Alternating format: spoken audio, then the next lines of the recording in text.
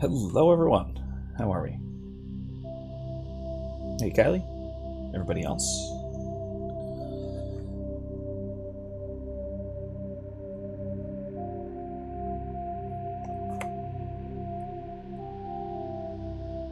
So I'm probably every once in a while, for the first few minutes at least, I'm going to uncontrollably giggle or perhaps laugh because sorry, because of the video I just posted on the Facebook page. Check it out. It's absurdly hilarious, and that poor tech.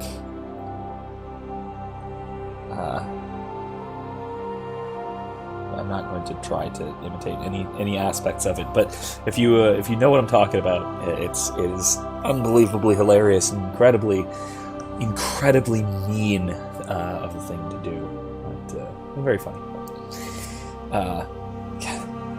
Watched it like 4 times, and I could not stop laughing the whole time. Anyway, so how is everybody tonight? Checking in.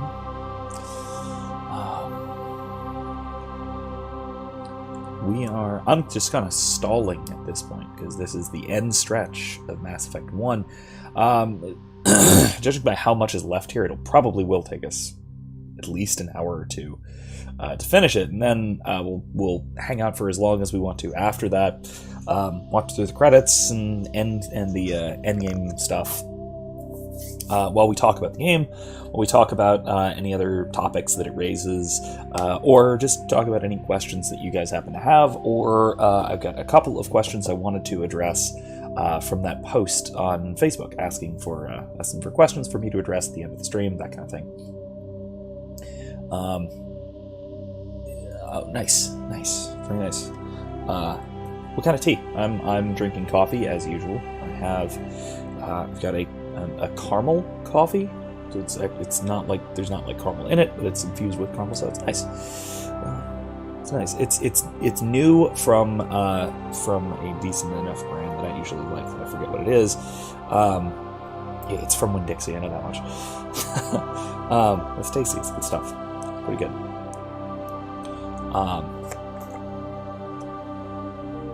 Yeah, we're working on, we are getting very, very close to finishing this game up, and Kylie, this is a mix of chai and green jasmine tea. Yeah, that sounds good.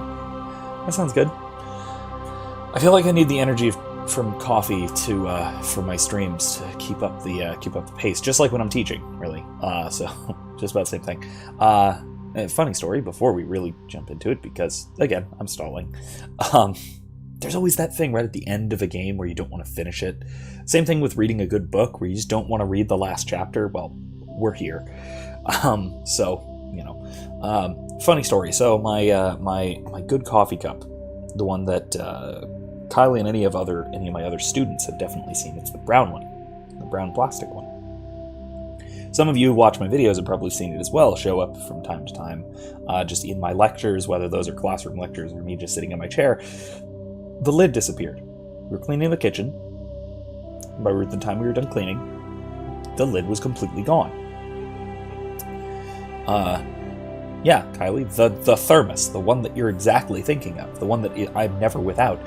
The lid is just missing. It disappeared from existence. It doesn't appear to be in the house or even in reality anymore. So I was sad. But it's okay. I got 2 this time. New mugs, thermoses, which are even more plain, but that really fits my style quite well. Same brand, same general idea, same nice thermal insulating capacity, nice perfectly sealing lid that Saoirse cannot destroy, and all such wonderful things. Except these are stark white, which is kind of weird for a coffee cup, but I dig it. I'm thinking about a screen wrap is not a bad idea, Kylie. That could work for at least for one of them, because I got 2, so I might do 2 different things. Mrs. McCoy has talked about wanting to use one as a canvas for drawing something cool on. Neither of us have any idea what, but any thoughts would be welcome for mug that is going to be around. Hopefully, will be around for a while. I actually did have some hope that the new lids would just fit with the old mug, so I could just kind of interchange them. But same brand, same design, but they don't quite fit. The locking mechanism is just slightly off. So, the only downside, the only thing I'm a little bit concerned about with the using it either as a screen wrap or drawing or painting on it would just be, that might be cool. Drawing cartoon versions of the kids. That sounds like a really cute idea.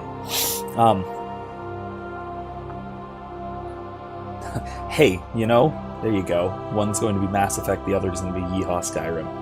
Sure, why not? I mean, that's boring. I was going to say one is going to be Paragon and one's going to be Renegade, but it is kind of boring.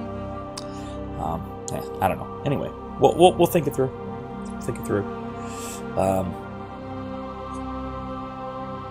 Unfortunately, the new lids do not fit on the old one, so I just have the old one tucked away up in the pantry closet for storage. Just in case the lid miraculously reappears somewhere, like in the plumbing of the house or something. I don't know. Anyway, I've lollygagged long enough. 5 minutes, that's it. Well, All right, let's go for it. Let's jump in and finish this thing. We just talked to the ancient Prothean VI, Vigil, about the fall of the Prothean Empire. This being Vigil. With that very, very creepy and unsettling thrum in the background. Man, that's nice.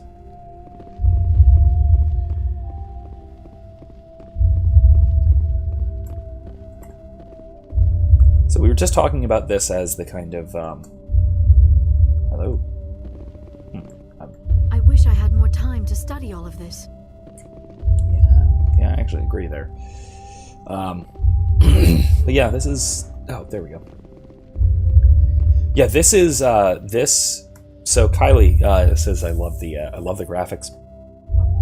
I absolutely love this, the design for this planet, because it is a mix of the Prothean tech that we see elsewhere, and it is also some other more alien stuff, like the stone structure is different, more alien, and a lot of the plants have this no one's been here in almost 50,000 years kind of look to it. It's really, really cool.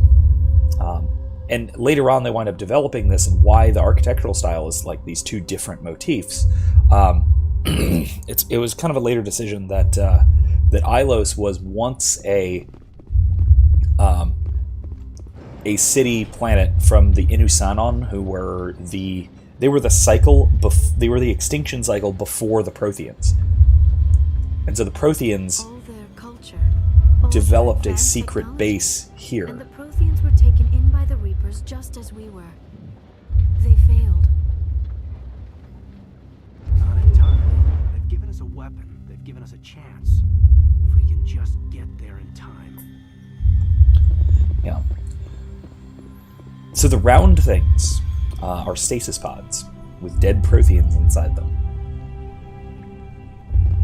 Because over time, the stasis pods failed. So basically, the Vigil, the VI we finished talking to last time, gave us an explanation of how the Prothean Empire fell. And now we're off to stop Saren from getting to the Conduit, which is a backdoor in miniaturized mass relay, a backdoor into the Citadel, which he's going to try and take over and give over to Sovereign. Sovereign, being a Reaper, is going to use the Citadel, or hoping to use the Citadel, to invite in, basically, all of the entire massive, incredibly deadly Reaper fleet. So there were a couple of elements of this that that I really wanted to address. Excuse me, my throat is just stuffed. It is having a really stuffy and then also running back and forth sinuses between. I had the weirdest dinner combination, and we'll get back to the things I wanted to talk about. But I had the weirdest dinner combination. We had sweet fried plantains which are delicious. But then we also had Korean barbecue, basically. Not exactly barbecue, but Korean. It's a dish called janjarim. It is a how do I describe it? It's basically marinated eggs and meat. It's bizarre, but it's very, very good. I have now made it like 4 times in the last week because basically the whole family doesn't stop eating the mess. It's very simple and straightforward too. It's very good, but it's also quite. It's that sweet and spicy combination, which is also sweet fried plantains are also a nice mix of buttery and sweet, which I guess that combination has just gradually been doing a number on my sinuses. It's delightful, with negative consequences, but they're probably worth it. Anyway. So if I sound stuffy, it's from the odd combination of spicy, savory, sweet, and salty, and basically every flavor except for... I don't think there's really any bitter in it. Not really. And umami doesn't exist. I've ranted about this. I don't know if WizKid is here, but he has definitely heard me rant about this because I've talked about it during D&D before. I don't believe in umami as a separate flavor profile, the basically soy sauce flavor. Because it's just halfway between salty and savory. Yeah, Kylie, let me know. I'll send you a recipe if you're looking at it. It is really straightforward. It does involve a decent amount of brown sugar. Actually, a fairly significant amount of brown sugar as part of the marinade. Kylie says, I've always preferred tostones, which are more of savory, garlicky. Oh yeah. I've had that sort of thing as well. They are very good. Don't get me wrong. They're the ones that you fry and then crush and then fry, right? I'm thinking that's it, or that might be something different. The conduit. There's the conduit. We don't have time to admire the view. We have to get through that relay, and these Geth aren't going to make it easy on us. Man. So another side funny story about this point. Oh, a cutscene. I'm gonna shut up.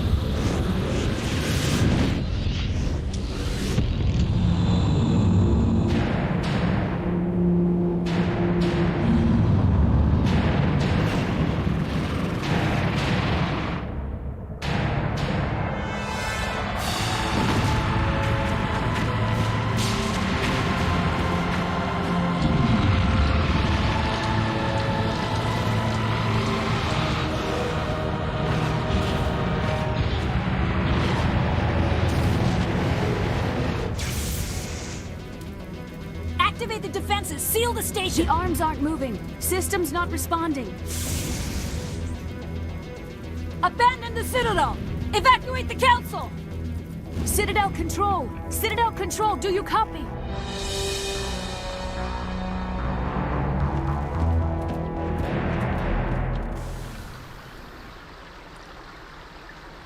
Oh, I better go.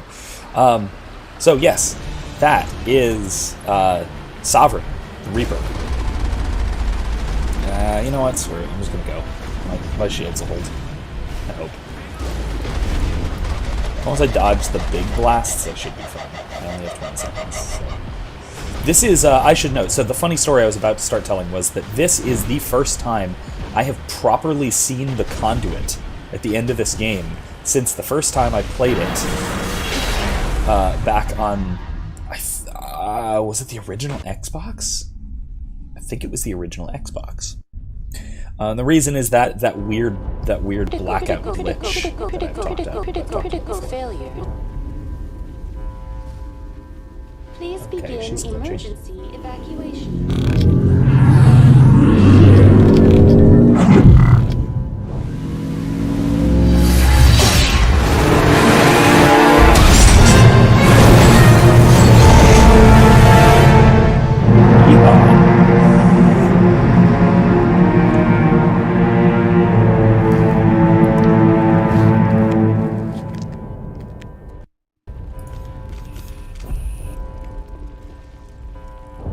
So yeah, that wasn't just a sculpture, as it so happens. That was the conduit. Critical failures detected across all monitored systems. Oh, yep. There's some Please begin husks. emergency evacuation. Critical failures detected across all monitored systems. Please begin emergency Goodbye. evacuation procedures. This is not a drill.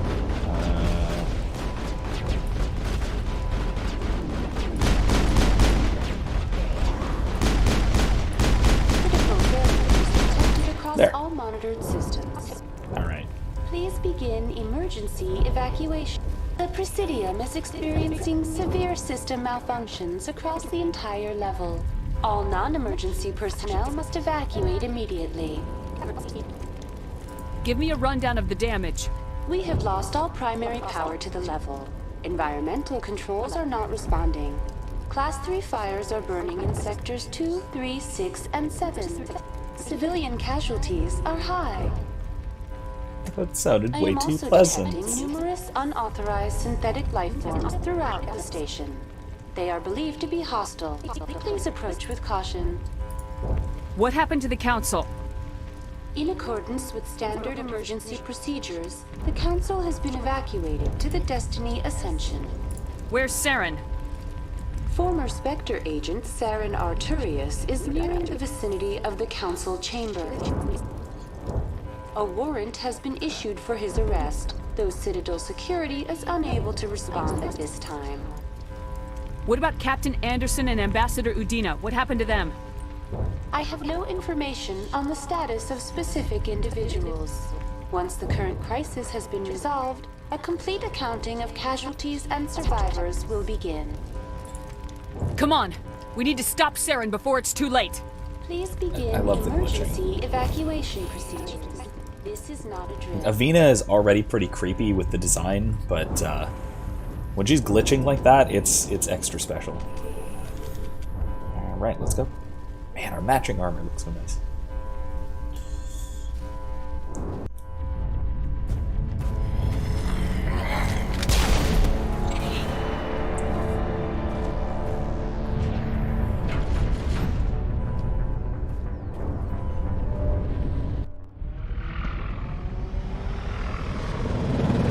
The Citadel's closing! They're sealing the station! Don't let the enemy ships inside the arms!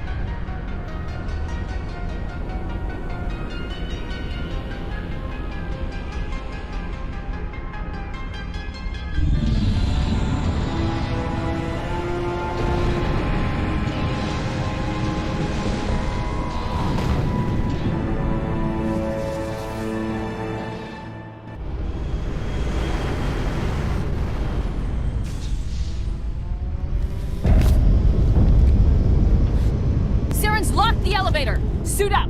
We're going outside!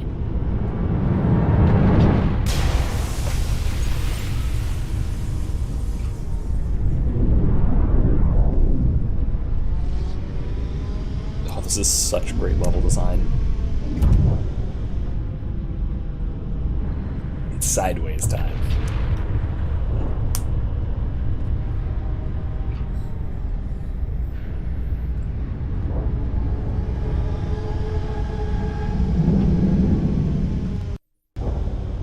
All right, let's go fight a Reaper on foot in zero gravity. Sounds like a great time.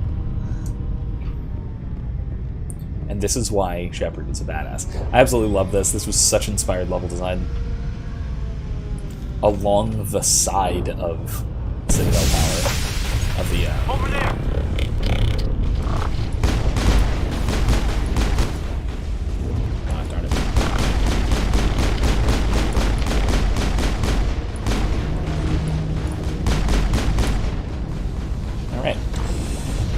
So, back to the points I was wanting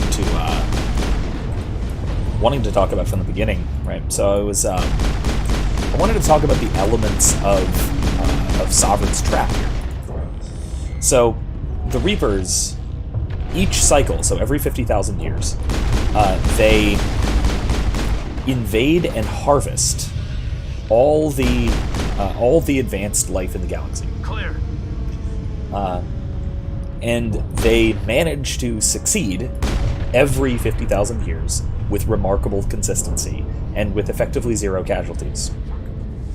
Of course, I mean, spoiler alert, you destroy Sovereign at the end of this, in case you didn't realize that was where this was headed. That makes this the first cycle in a very, very long time to actually kill a Reaper. Off into space. And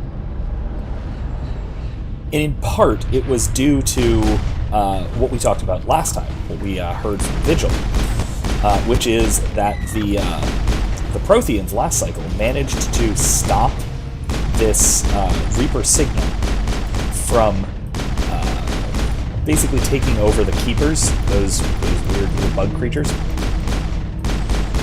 and stop them from opening up the Citadel mass relay so that the Reapers could come in.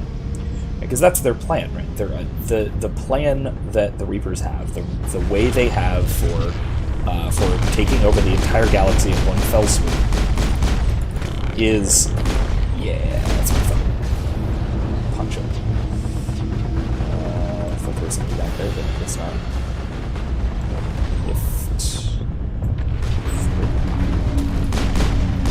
Biotics make this level stupidly easy, by the way, in case you didn't realize. Yeah, the ability to telekinetically throw people in zero gravity makes fighting much, much easier. Where the heck am I supposed to be going? Oh. Well, okay. Up there. Got it.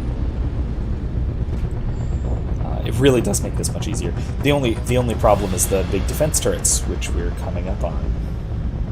I think.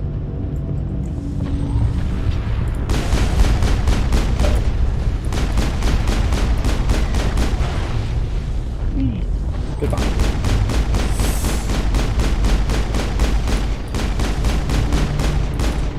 Alright. Yeah, so the idea here, the Reaper's sort of plan involves immediately taking over the Citadel, which they designed and created anyway. The Citadel was made by the Reapers, or if it wasn't made by the Reapers, it was made by the species that made the Reapers. And so they know the technology, they have control over the technology, all that. And it is left here, along with all of these extra pieces of technology and things from the previous, from all the previous cycles. What this does is it provides a perfect trap. Because if you'll notice, all of the technology,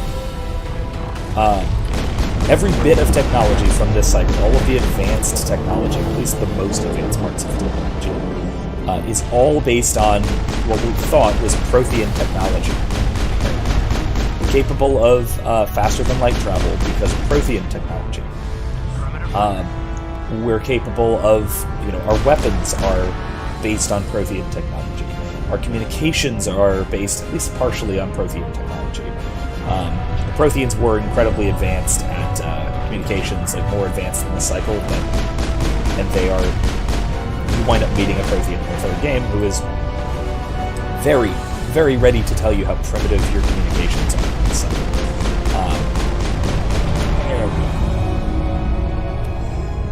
But in any case, like almost all of the technology of the galaxy is essentially based on Reaper tech. Ultimately, at least. And what that means is that the Reapers can immediately assume control. They know exactly what way the technology each cycle is going to develop because they leave things there to be discovered, they allow technology to develop in a very particular sort of way. There we go. And so it develops exactly how they want it to develop. This does a few things.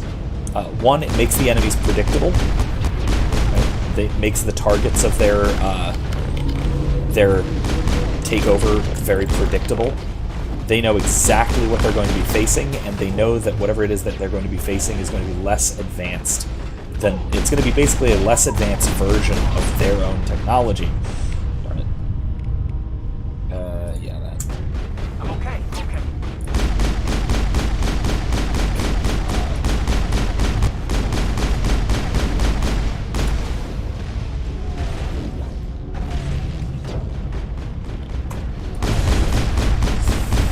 Sorry about that. This is, like I said, the somewhat more difficult part. There. So the Reapers know that because they are leaving behind what we thought was Prothean technology, but which really is Reaper technology, that we are going to have a very specific level and kind of technology.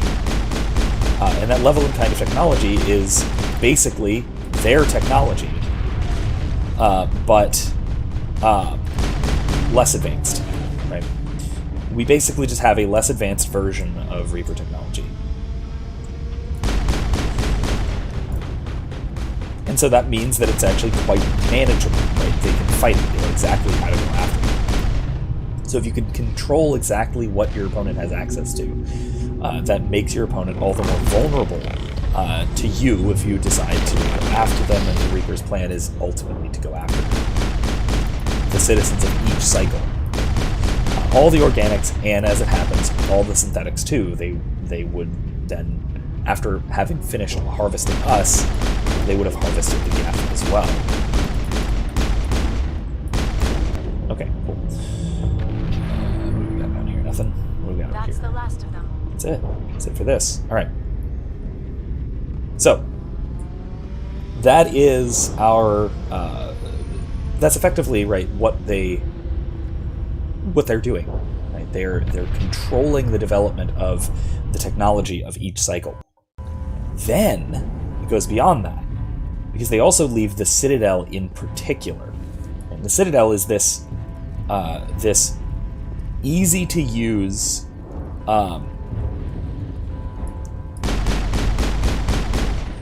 centralization machine, right?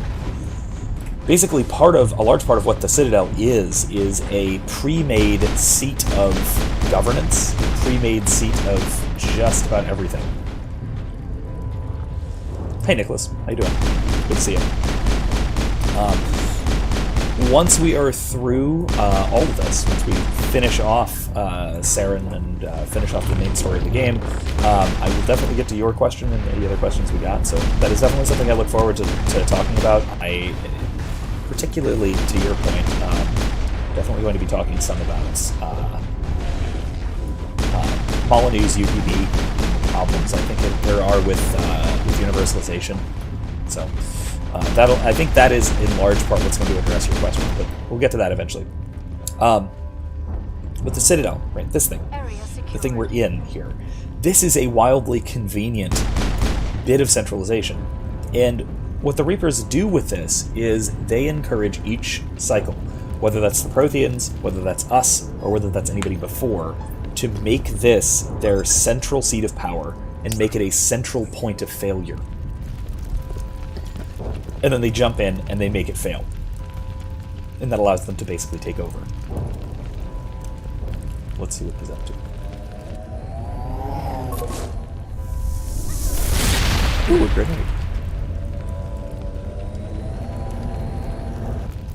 I was afraid you wouldn't make it in time, Shepard. In time for what? The final confrontation. I think we both expected it would end like this. You've lost. You know that, don't you? In a few minutes, Sovereign will have full control of all the Citadel systems. The relay will open. The Reapers will return. I've still got a few tricks up my sleeve. You survived our encounter on Vermeer, but I've changed since then. Improved. Sovereign has upgraded me. You let Sovereign implant you? Are you insane? I suppose I should thank you, Shepard. After Vermeer, I couldn't stop thinking about what you said. About Sovereign manipulating me. About indoctrination. The doubts began to eat away at me. Sovereign sensed my hesitation. I was implanted to strengthen my resolve. Now my doubts are gone. I believe in Sovereign completely. I understand that the Reapers need organics. Join us, and Sovereign will find a place for you, too. That's a little bit true, but mostly not. One thing I wanted to note here, I just watched Endgame again the other day, Avengers Endgame, and there's one notable location in Infinity War and Endgame, Vermeer, or Vermeer, however they pronounce it. It's one letter off, and it is, in Endgame at least, where the beloved male and female human characters who've been around since the beginning of the series both go, and only one returns due to a noble sacrifice. Sounds a little bit familiar. Oh, come on, Kylie. Are you quite serious? You still have not... It's on Disney Plus now, so you have no excuse. Go watch it after the stream. Stay up until 4. It's fine. Doesn't matter. Anyway, I suspect that the naming convention came from this, or they probably, maybe more likely, share a common mythological source that I'm not aware of. Something like that. And anyway, the symbolism is very, very similar. Let's continue with Saren's bad decision. Sovereign's controlling you through your implants. Don't you see that? The relationship is symbiotic. Organic and machine, intertwined. A union of flesh and steel. The strengths of both, the weaknesses of neither. I am a vision of the future, Shepard. The evolution of all organic life. This is our destiny. Join Sovereign and experience a true rebirth. Sovereign hasn't won yet. I can stop it from taking control of the station. Step aside and the invasion will never happen. We can't stop it. Not forever. You saw the visions. You saw what happened to the Protheans. The Reapers are too powerful. Some part of you must still realize this is wrong. You can fight this. Maybe you're right. Maybe there is still a chance for...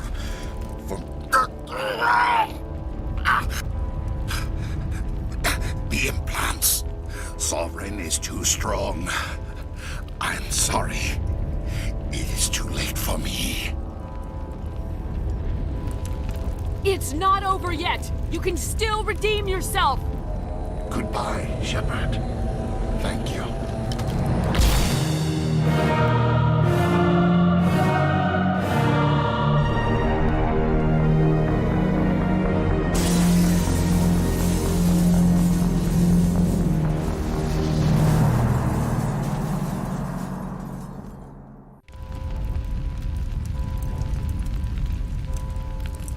One of my favorite parts of Mass Effect 1 is that you can bypass the boss fight if you're nice to people. What are you... Anyway. Alright. So let's wrap this. And then, so before we do, I do want to talk about the Citadel while we are right here. Right, so the Citadel is a central point of failure, obviously. First of all, the seat of government is here. Basically the center of commerce, the center of the relay system. You can get to almost every mass relay from either the Citadel or some of the nearby mass relays. This is the central... Liara, what are you doing? Woman, calm down.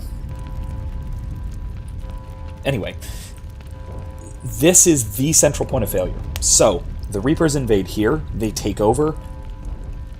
The war is over. There is no war, there's only the harvest, like Sovereigns so want to say. And then later Reapers later on as well. So, what this does is it sets a trap for the citizens of each galaxy to centralize in one place so that they can basically put all of their eggs in one basket, and then the Reapers show up, they already have a mechanism in place to tip the basket over, right? And this really does show the faults of centralization, is that it is an incredibly fragile way of organizing, and because it is so fragile, and because of this is how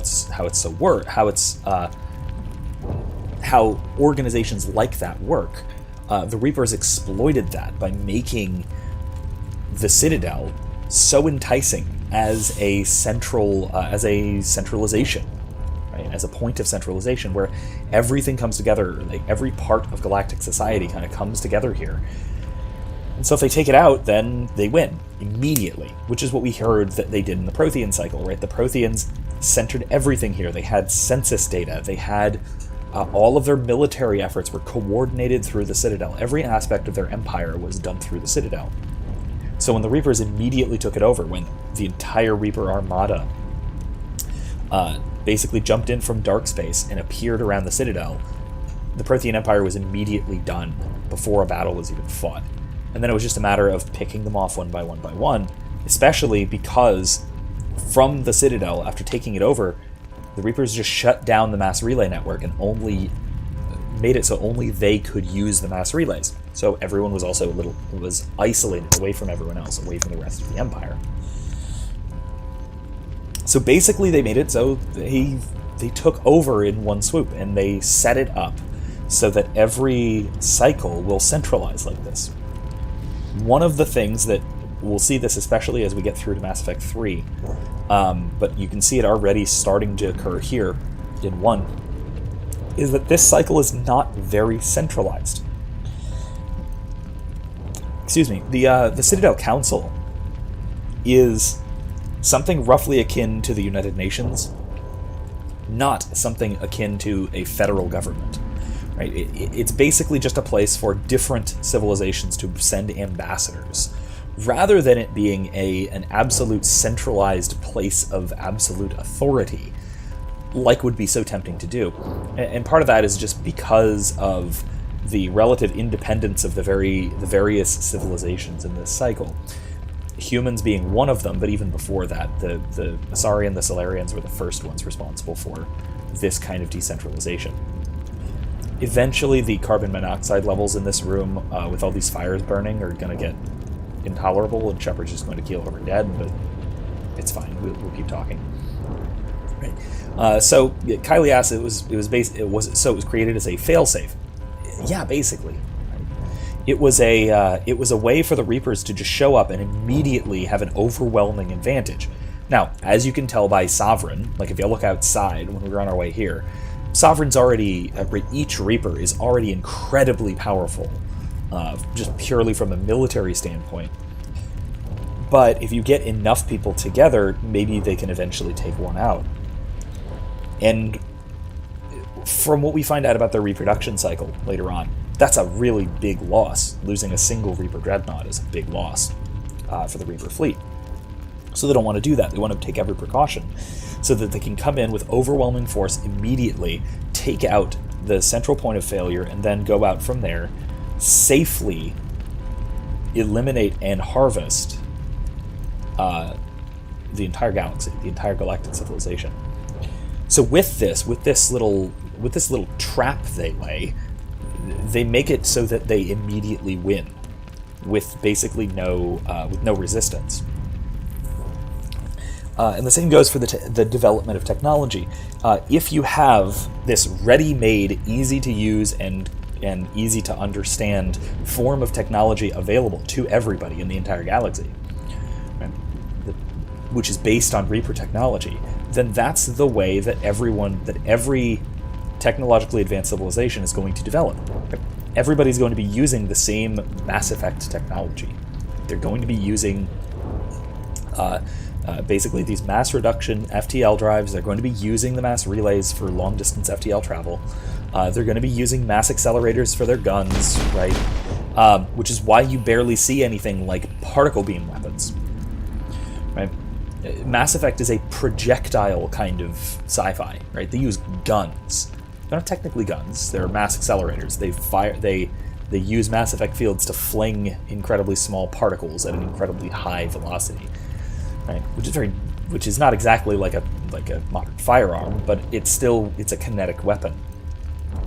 And so, naturally, the Reapers know that this is what they're going to be dealing with, and so the Reapers, their ships, are basically immune to kinetic weapons.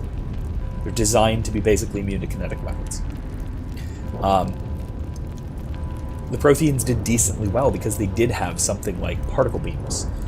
They were Mass Effect based, so they were still more or less kinetic weapons, but it did fire particle beams rather than single projectiles. So they did decently for a short period of time, but they were so disjointed that they couldn't mount a successful defense. Right? So between these two things, the Reapers ensure that any galactic civilization is basically incapable of stopping them by controlling the way that that civilization develops. So it's really these two aspects of it, right? So you're not going to develop, typically, unless your civilization's very weird, you're not going to develop alternative means of faster-than-light travel if you already have the mass relays easily available to you.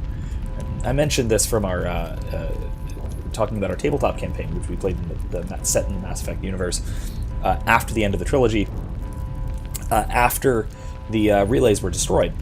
Right? Our team, our players, our group of players, were trying to come up with an alternative means of long-distance, faster-than-light travel. So we were working with a team to develop hyperspace technology, tachyonic hyperspace technology, which is an idea I stole from the physicist Michio Kaku, interestingly enough, on a show that I can no longer find. I swear it existed. I remember it from high school. Maybe college.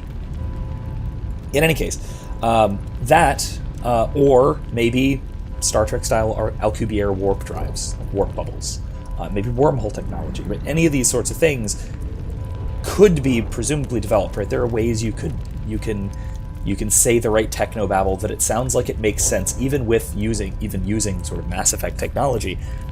But why would you ever do that when you have these incredibly efficient, incredibly available, incredibly easy to use, and incredibly cheap because they're already there mass relays?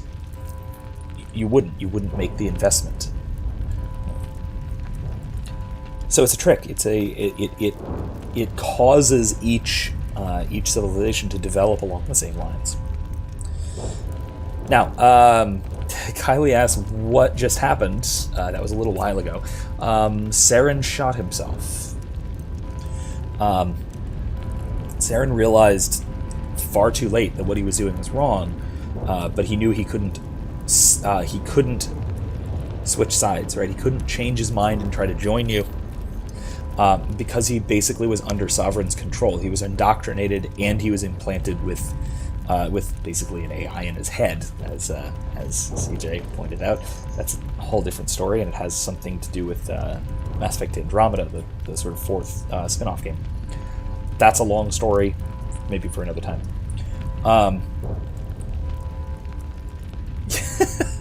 Mrs. McCoy, CJ says, we niced him to death. Yeah, pretty much. We had enough, not J, C? I don't know. We had enough Paragon points to convince him that he was wrong and that we were right, and that he shouldn't be following Sovereign, and he shouldn't be doing Sovereign's will anymore. But since he couldn't do otherwise, he couldn't stop himself, he was basically under Sovereign's control, he did the only thing he could do. So we skipped the boss fight, basically. And now, time for the climax.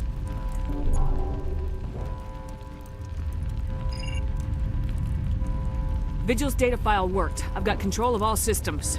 Quick! Open the station's arms! Maybe the fleet can take Sovereign down before he regains control of the station! Caden, I'm right See if you can here. open a communications channel. The Destiny Ascension. Main drives offline. Kinetic barriers down 40%. The Council is on board. I repeat, the Council is on board. Normandy to the Citadel. Normandy to the Citadel. Please tell me that's you, Commander. I'm here, Joker. We caught that distress call, Commander. I'm sitting here in the Andurra sector with the entire Arcturus fleet. We can save the Ascension. Just unlock the relays around the Citadel and we'll send the cavalry in. Are you sure about this, Shepard? Human casualties will be very high if you send your fleet in now. This is bigger than humanity. Sovereign's a threat to every organic species in the galaxy. The Council must be sacrificed for the greater good. Do not waste your reinforcements. Hold them back until the Citadel arms open up. Save the human fleet to attack Sovereign. What's the order, Commander? Come in now to Holy save the crap. Ascension, or hold back? I have never brought Caden and Liara on this final mission, and I know the dialogue works in weird ways.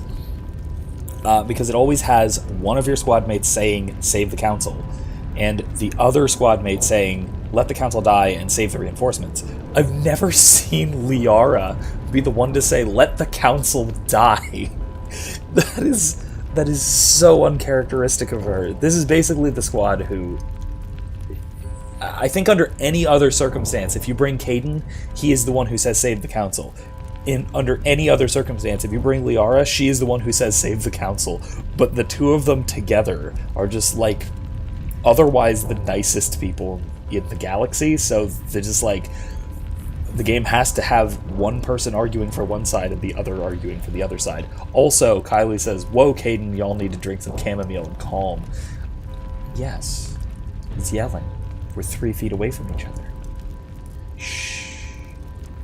Anyway, yes. So basically, this is one of the major decisions that becomes very, very important as you go forward, whether to send in the human fleet now, save the Council, or wait to send in the human fleet and let the Council die, let the Geth fleet take out the Destiny Ascension, basically the flagship of the Citadel Defense Fleet, the largest and most powerful ship in the galaxy, other than Sovereign. Or you can cop out and they die anyway.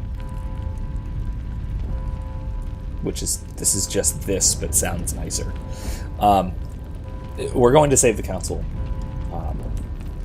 They're a bunch of a-holes, but this does at least endear them to Shepard, and damn it, Shepard is a hero.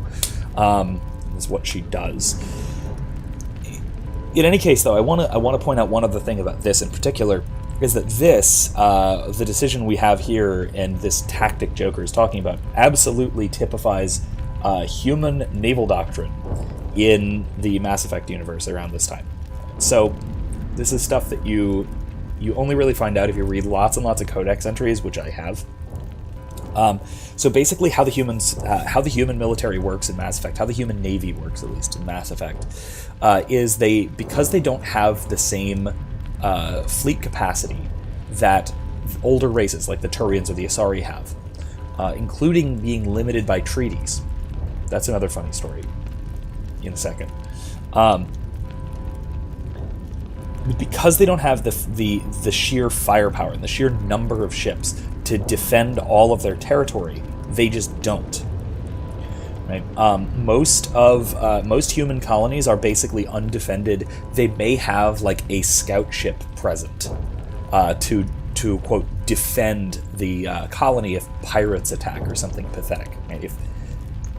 If somebody with a gun on their ship shows up, maybe they might be able to. The token force there might be able to defend them off. But the strategy is humans keep all of their fleets at mass relays where they can very, very quickly get to any part of human territory. So it's very easy to take a human colony. But then suddenly every ship in the Alliance Navy shows up and annihilates the invaders. There are 2 instances of this happening in the history of Mass Effect. One was the First Contact War, when the Turians and the humans got into a squabble. So the humans tried to open a mass relay. We kind of talked about this at some point. Humans tried to open a mass relay. Turians told them to stop. Humans couldn't understand what they were saying. Turians shot down the human ship, blew it up. Humans got mad because you fired on us unprovoked. What's wrong with you, you crazy alien bastards? So we started doing things like, attaching nuclear warheads to our probes, like we saw, stuff like that. So the Turians attack a human colony. Shang-Chi, this is where Ashley's grandfather was. Take it over and occupy it. This is when Ashley's grandfather surrendered to the Turians, the only human to surrender to aliens. And then, moments later, or not moments later, maybe hours later, something like that, the entire human military shows up and blows up every Turian ship there is. Because humans are insane. Of course, the Turians did not realize that this was going to happen. They thought they were dealing with some little upstart faction with no military to speak of. But then they were grievously surprised. Then the Council stepped in when the Turians were about to send basically their entire battle fleet in to basically do the same thing. And the Council was like, whoa, whoa, whoa, whoa, whoa. Who are you about to annihilate? That's not cool. Stop it. And then, you know, everybody had to go to the Council for peace talks and a nice chamomile tea. Or the Turian equivalent, because they can't drink our liquids. The other time was the Skyllian Blitz, which Shepard took part in. The Skyllian Blitz was the counterstrike against an invasion of Elysium, a human colony planet, from a group of pirates, a group of Terminus System pirates. They invade. They start to occupy Elysium. They start to collect slaves. They start to collect resources, and then the human fleet shows up, blows up every ship in sight. Then they go and follow the ships back to where they came from, blow up every ship there, follow them back to the next place where they might have come from, blow up everything there, and wipe out this massive swath of space into the Terminus systems. Because that's the human thing. They have incredibly mobile fleets, rather than having smaller fleets stationed in multiple places where they can get wiped out and then have to call in reinforcements. They have small little token forces that barely even register, and they basically let the colonies get attacked, and then they come in with the cavalry. It's a really, really cool strategy. It's incredibly high risk, high reward. It is the most human thing possible in a science fiction setting like this, and I love it. Anyway, let's save the Council. Opening the relays now, Joker. We need to save the Ascension, no matter what the cost. The noble choice. I just hope it does not also turn out to be the wrong one. Alliance ships, move in. Save the Destiny Ascension.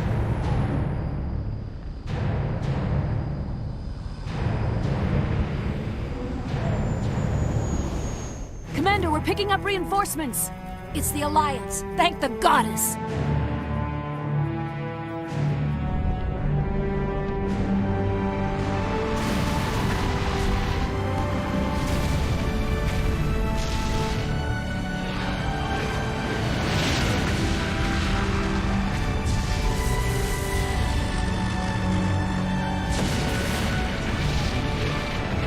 Destiny Ascension, you are all clear. Repeat, you are all clear. The Citadel's opening. All ships move in. Concentrate on Sovereign.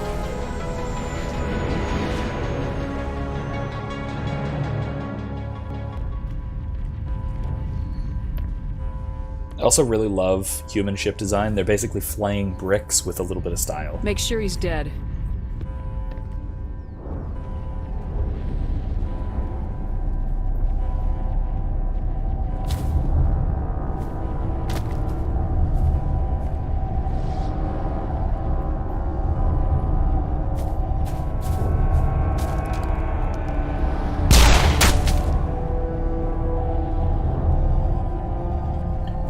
Showing some of her colors from the second game. He's dead.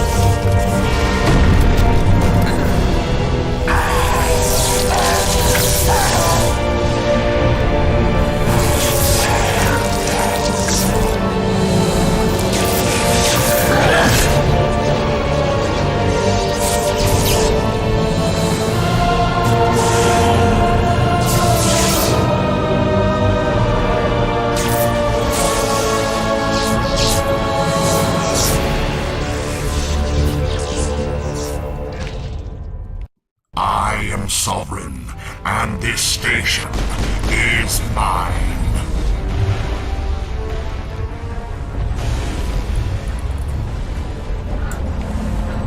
Alright, now this is the actual boss fight.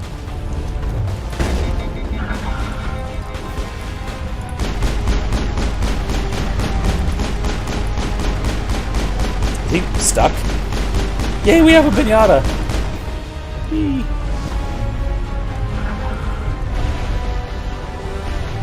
I think we have a... okay, not quite yet. No pinata yet.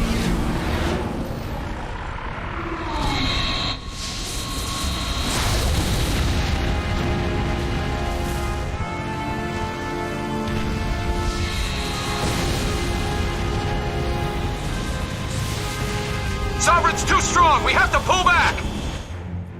Negative. This is our only chance. Take that monster down no matter what the cost.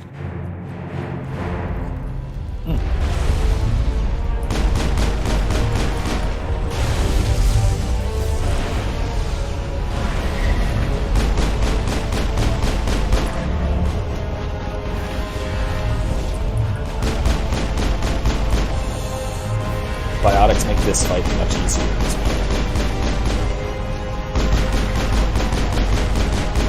Oh my gosh, really? I made him a pinata again. What is this? I've never done that before, but that was really cool.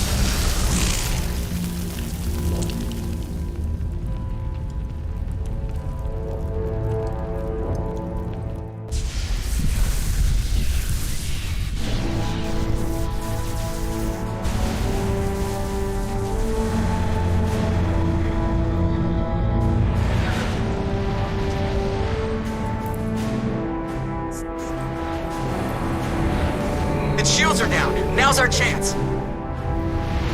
Hit it with everything we got.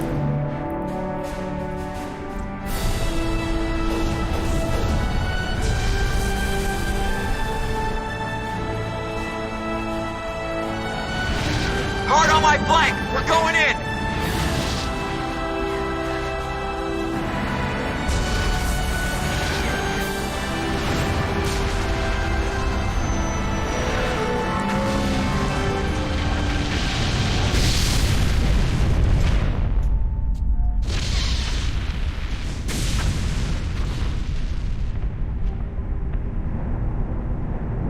Go!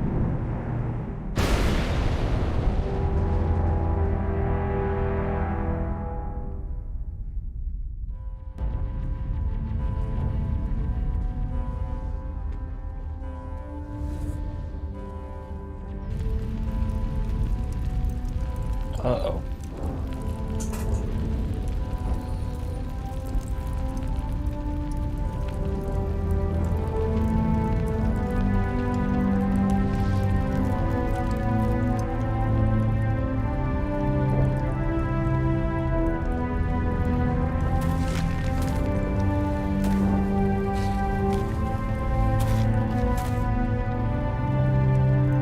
Captain We're not Anderson, sure. we found them. They're in here. Take it easy. It's over. You're safe now. Where's the commander?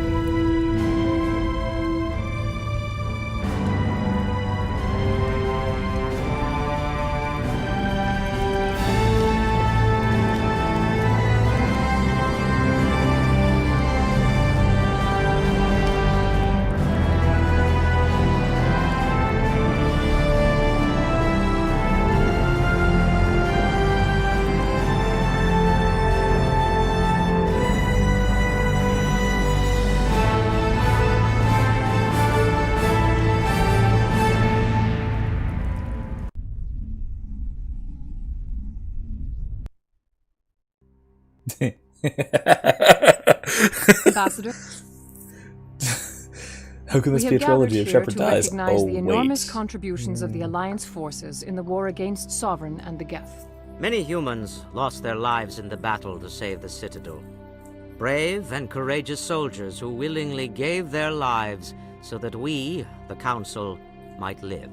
There is no greater sacrifice, and we share your grief over the tragic loss of so many noble men and women. The Council also owes you a great personal debt, Commander, one we can never repay. You saved not just our lives, but the lives of billions from Sovereign and the Reapers. Commander Shepard, your heroic and selfless actions serve as a symbol of everything humanity and the Alliance stand for. And though we cannot bring back those valiant soldiers who gave their lives to save ours, we can honor their memories through our actions. Humanity has shown it is ready to stand as a defender and protector of the galaxy. You have proved you are worthy to join our ranks and serve beside us on the Citadel Council. Counselor, on behalf of humanity and the Alliance, we thank you for this prestigious honor and humbly accept. We will need a list of potential candidates to fill humanity's seat on the Council. Given all that has happened, I am sure your recommendation will carry a great deal of weight, Commander. Do you support any particular candidate? Just as a reminder, First Contact was like 30-something years ago, so hooray, we have a seat on the highest position in galactic government now. In less than 40 years. Since we knew aliens existed. I cannot help but rant about the weird timescales in this game, in this universe. Anyway, yeah. So yes, you did forget that it was a trilogy for a second, Kylie. There are 2 more games which do involve Shepard. However, that doesn't mean that things cannot happen.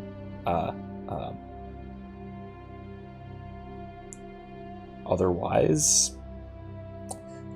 the tragic things cannot occur. Let's say that is still an open possibility. Like Mrs. McCoy said, forget she said that for the next game, and move on to that next week. Actually, now that we mention it, now's as good a time as any for me to mention my GoFundMe campaign, link in the description, which is to buy me the DLC for the second game that I do not have. Unfortunately, when I got it, the DLC was purchasable individually, so I have one of the DLC, one of the DLCs, I guess call it. Yeah. I have Lair of the Shadow Broker, which I think is probably the best, but it doesn't tie into the plot like some of the other ones do. So I'm still missing a couple of them. The trouble is that, as the description on my post from a few days ago said, you can no longer purchase the DLCs individually, one by one. You have to purchase the entire set as a package, and it's $30, which is significantly more than I paid for the game initially. So, oh, Friday's payday, nice. Thank you, Kylie. Thank you in advance. Hey, WizKid's here, just in time for me to beg for money. But yeah, if you can, I would appreciate it. It will help offset the not very significant cost, but it is something, and it's something hopefully that we all will enjoy me going through. Particularly the Arrival DLC, which really ties in story-wise into Mass Effect 3, which I've never played before. I've only seen it. The what's it called? Shattered Memories, I believe, which is the DLC involving another character named Kasumi, who is phenomenal. But again, I've never had. I've only watched. And then also the Overlord DLC, which talks a lot about unethical science experiments, let's say. Also some issues having to do with AI and human intelligence and AI and how those interact with each other. So, which is one of the main themes of the game, of the whole game series. So, if you can, I definitely appreciate it. If I can get the $30 for this covered, phenomenal. That'd be as much as I can ask for. If you have a desire to donate and the $30 is already fulfilled, the additional money will go towards me purchasing other stuff to do on stream. So like other games, DLCs, whatever the case might be, stuff like that. So if you are willing to donate, I thank you very much in advance. I will say please in advance as well. So hopefully you can. If not, you're of course free to keep watching and for completely free. I do this mostly to talk about really interesting topics. Every once in a while, I will pull a clip from this to actually make it its own video. You may have seen a couple, but beyond that, this is just entertainment for both me and for all of you guys. So hopefully we can. I'd like to get this all covered. If not, I'll be honest, I will probably still buy it. Buy the DLC bundle. I just may hold off and see how much you guys are willing to help me out with it. You know, that would help. There's a GoFundMe link in the description. If you would prefer not to have the 30-cent cut for the donation on there through GoFundMe, if you'd prefer to give me the money directly, just contact me directly, and I will figure something else out differently. So if you're welcome to use the GoFundMe link. I have no problem with giving them their cut. That's totally fine. That's how these things typically work. Somebody's got to process payments and stuff, and it's a useful platform. But if you would prefer to give me the money directly, I have a PayPal. I have a bank account. So whichever you would want to do that way, just feel free to contact me, and we'll get it set up. You can feel free to contact me either through Facebook or to send me a message here through YouTube, or my email, which is linked through my channel as well. Anything like that, feel free to. Anything you can do, I appreciate very, very much. So, with that, I will say we are, like I said, going to be continuing this on next... Oh, can you send it through Facebook? I have no idea how that is done, but probably. I actually don't know how to do that. I may have to link an account to my Facebook account or something, because I've never actually used Facebook for money before. I've never had money change hands via Facebook in my own personal experience, so maybe not. Possibly. Let me know, and we'll discuss that way. If that'd be most convenient for you, then we could probably figure out how to do that as well. It goes for anybody. Reach out through the Facebook page. Reach out through my email, through YouTube, or like I said, if you prefer, if it's easier for you, the GoFundMe link is in the description. So, like I said, I greatly appreciate anything you guys are able to contribute for that sort of thing.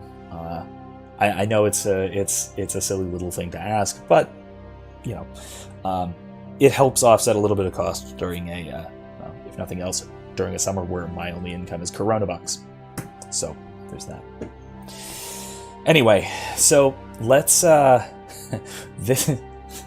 this really should be the easiest decision in the entire game.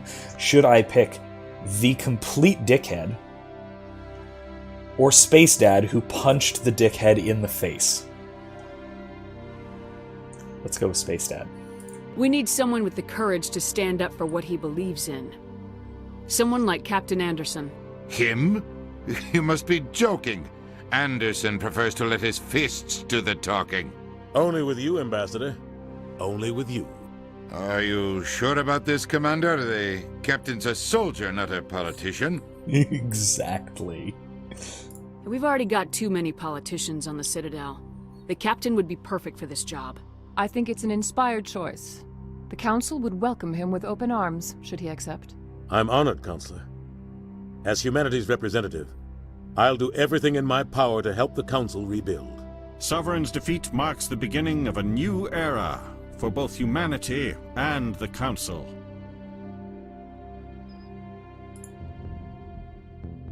Sovereign was only a vanguard. The Reaper fleet is still coming.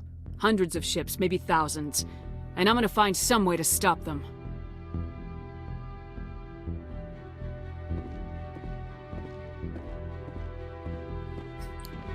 WizKid says Shepard's fuck politicians. Right. Humanity is ready to do its part. United with the rest of the Council, we have the strength to overcome any challenge. When the Reapers come, we must stand side by side. We must fight against them as one. And together, we will drive them back into dark space.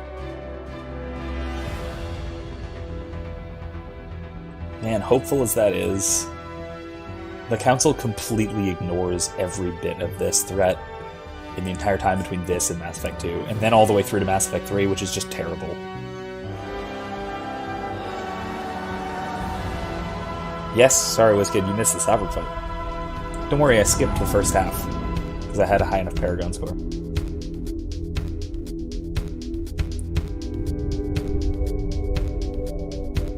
Go back like 20 minutes and just watch it double speed. That'll work. Alright. Either way, or feel free to do that a while later as well. I did pause a couple of times partway through, just to kind of talk about stuff, or at least partway through dialogue, just to kind of talk about relevant stuff. I'm going to let the credits play as we go, because so I can discuss some things. So, WizKid, to clarify, you can skip part of the final boss fight. If you have a high enough Paragon or Renegade score, you can basically talk Saren into shooting himself, which is what we did. You know, I have a maxed out Paragon score. Yes, absolutely. Q&A time. I'll explain the Sovereign and Saren thing first. So, basically, the first half of the boss fight is with Saren floating around on the platform. Interesting tidbit, I have literally never played that half of the boss fight, because I have always had a high enough Paragon score, with the one exception of a Renegade playthrough when I had a high enough Renegade score. And I just talked him into agreeing that Shepard was right, and Sovereign was controlling him, and to do the right thing and try and join Shepard, but he couldn't do it, so he kills himself. So Kylie says, I had no idea that it was that short of a finale. There's a lot packed in there. Yeah, absolutely. I expected this to take a little longer in terms of gameplay. The main reason was that I did surprisingly quickly against those turrets. I will say those turrets usually take me 4 or 5 times as long as they did here. I don't know how I did that. I guess I just wasn't paying attention and I was being reckless and just charged them, which is usually a terrible idea, but it worked. Apparently it worked. I'll have to remember that for the next time I play through this game.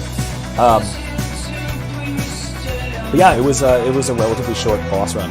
I thought, again, like I said, I thought it was a little longer than that. Yeah, WizKid says, that's fascinating. He wasn't indoctrinated enough to resist it. He was indoctrinated to the point of, so he couldn't turn on Sovereign. He couldn't decide to help Shepard. Like, he clearly wants to, right? And so that's where you can see the sort of indoctrination cracking. So we talked about this. We've talked about this before when we were at Vermeer. How indoctrination works in terms of overpowering the will. Right? It's not that it forces a decision in the sense of it just kind of puppeteering you, right? At least not in its early stages, like Sarah. But rather, what it's supposed to do is it makes the decisions. It makes the decision to obey the Reaper's commands seem more enticing, and it makes those decisions easier to make. So by doing this, it kind of gradually sways you into habituating yourself into going with what the Reapers say. But with, first of all, Saren actually acknowledging that he wants to help the galaxy, because he does. Ultimately, even if he hates humans, he still has a commitment to the safety of the galaxy as a whole. That, combined with Shepard's sheer force of personality, convinces him, right, that he's capable of. Sorry about that. If the music is getting loud, I'm hoping that it's not too loud for you guys. But we'll see. Anyway. So basically that makes it to the point where he is capable of resisting. Because again, even when indoctrinated, all it really does is it constrains your options in a way. Right? It gives you, it makes your options look differently to your mind. So when you have something external to yourself, like someone like Shepard, something really charismatic, a lot of personality like this, Oh, Jesus, you're right. Is it still loud, or did my turning it down turn it down for you guys too? The stream is still going, so I don't monetize these anyway, so it doesn't matter. But it's just I hope it doesn't take it down. If it does, I'll just edit it out and post it. I can fix that. Should be able to. I should be able to fiddle with it in OBS and re-upload it if I need to. Anyway. Alright, actually, you know what I'm going to do? I'm going to skip ahead to the... How's this? I mean, it does, but a lot of times, even if games have copyrighted music, then it would be a problem. I'm going to go back to the title screen. Because the title screen has non-copyrighted music, and it's also quieter. So let's do with that. And it's still very, very nice. Really? You gonna do this to me? Fine, I have a backup.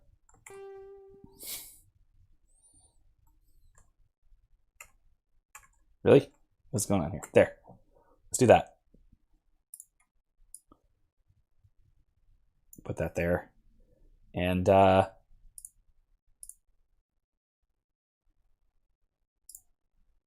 here. Now we can have some nice background music.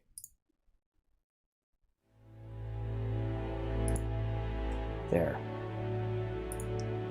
There we go. Now we can hear. Nice and pleasant.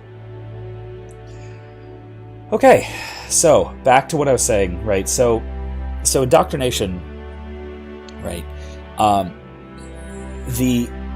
How it manipulates is by making it so your choices, your decisions,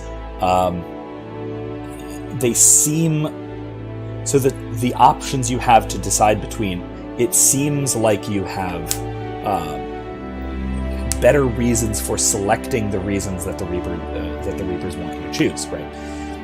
But when there's this outside additional input, like from Shepard here in this case, then what that does is it can give a momentary crack in the armor, right? And that was enough for Saren to want to turn on Sovereign. The problem was he had been implanted with tech, right? With Reaper technology, right? With like neurological implants that ultimately basically caused him neurological pain and prevented him from turning on Sovereign.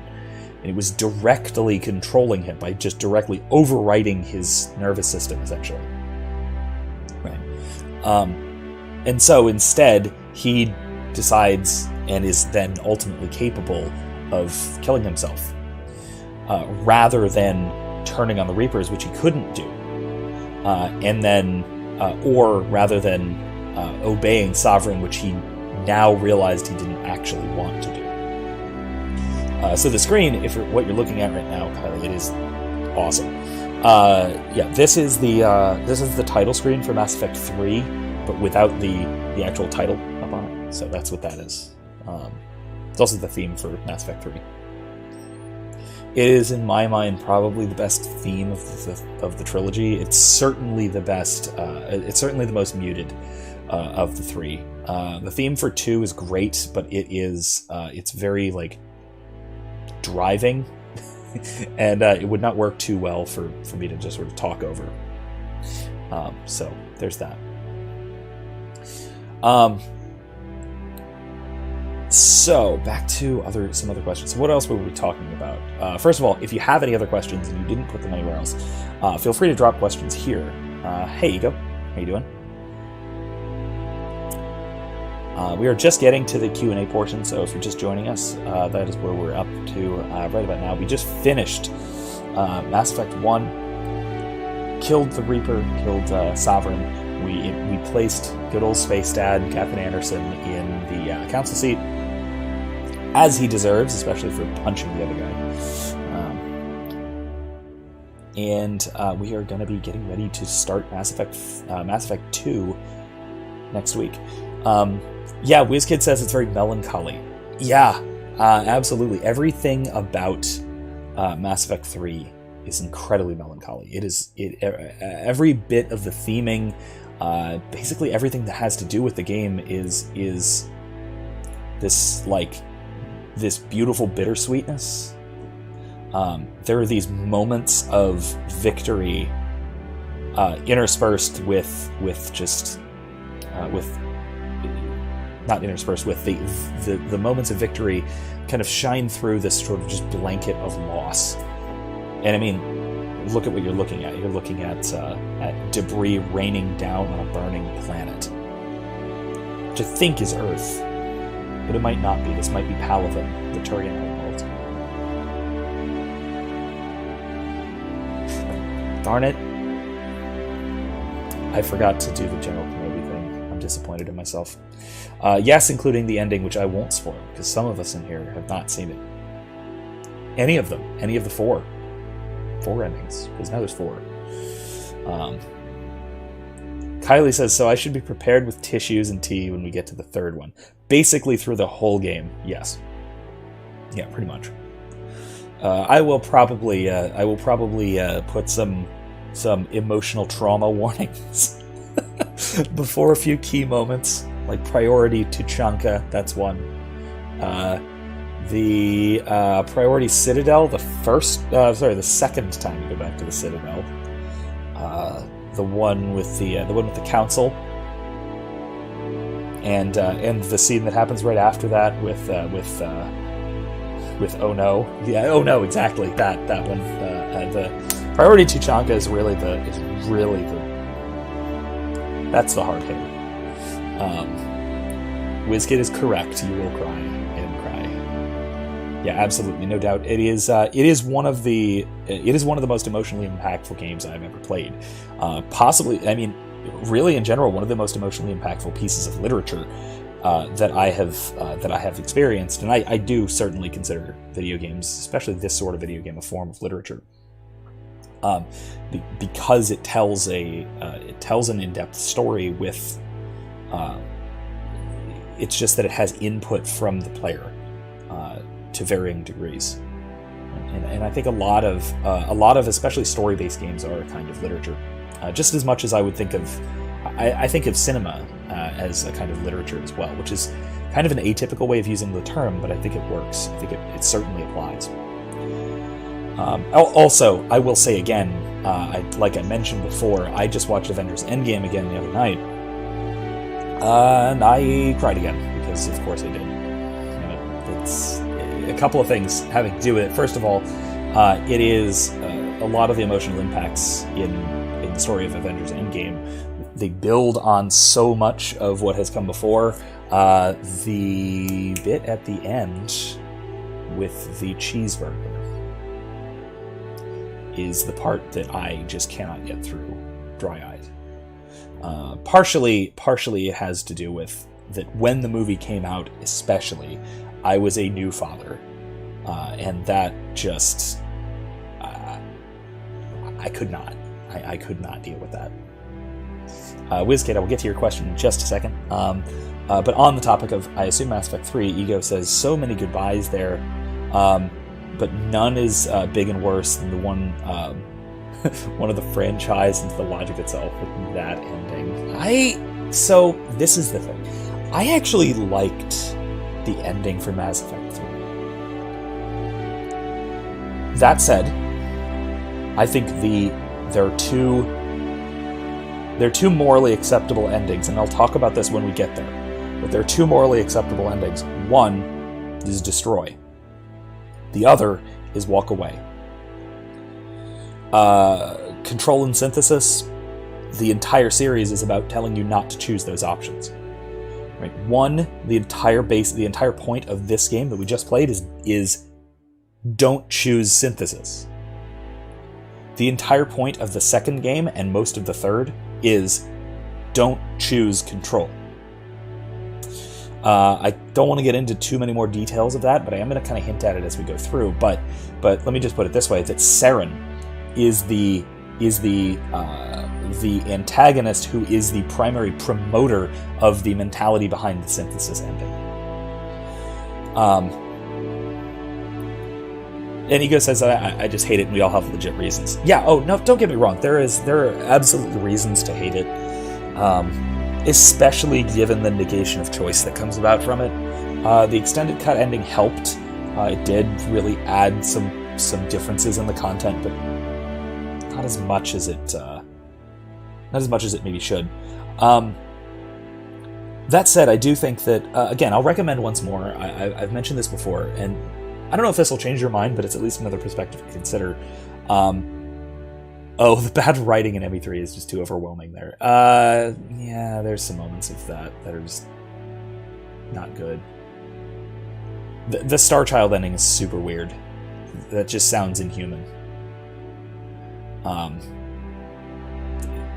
But anyway, no, I will recommend a video from a YouTuber called Space Stock on why the Mass Effect 3 ending is. I think he says it's perfect. I don't know if I go that far, but he makes a really solid, robust defense of the ending as fitting for the kind of hero that Shepard is. The one that is willing to make sacrifices for the only victory, that kind of thing. And so there is no perfect ending. Even my preferred ending, which is the destroy ending with sufficiently high war value, war assets for that little extra bit at the end. But yeah, it is. I don't know. Some of the dialogue is just kind of. It's not up to the standards of the first game, especially, and then even the second game. Which I will say, the second game definitely goes. It gets a lot more over the top, but I think that in the second game that was a stylistic choice. In the third game, it kind of turns in on itself a little bit, but most of the time, I think it still works. But the cracks are starting to show. I do think that the Andromeda, obviously there are some problems. Oh! Okay, wait a minute. I'm fairly confident this is Earth. Because I'm fairly confident that that's Earth in the bottom left of the screen. Or that's, I think that's Florida in the bottom left of the screen. I think I can see my house from here. Doesn't look like it's on fire, though. That's the benefit of being out in the country, which is nice. Looks like Orlando's not doing too well, though, from the looks of things.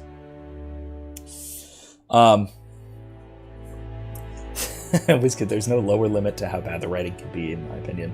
I mean, I assume you've played Andromeda. Some of that is just catastrophic.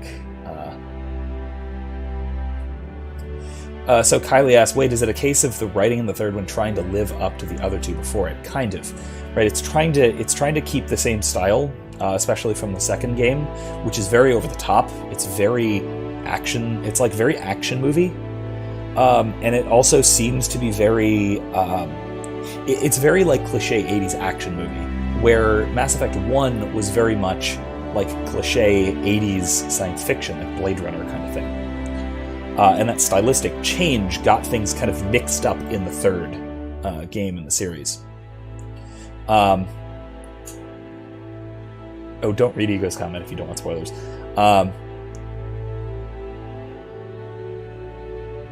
But I do think that, okay, so, yeah, there's something to be said about that. I'll be vague, but I do think there's something to be said about that.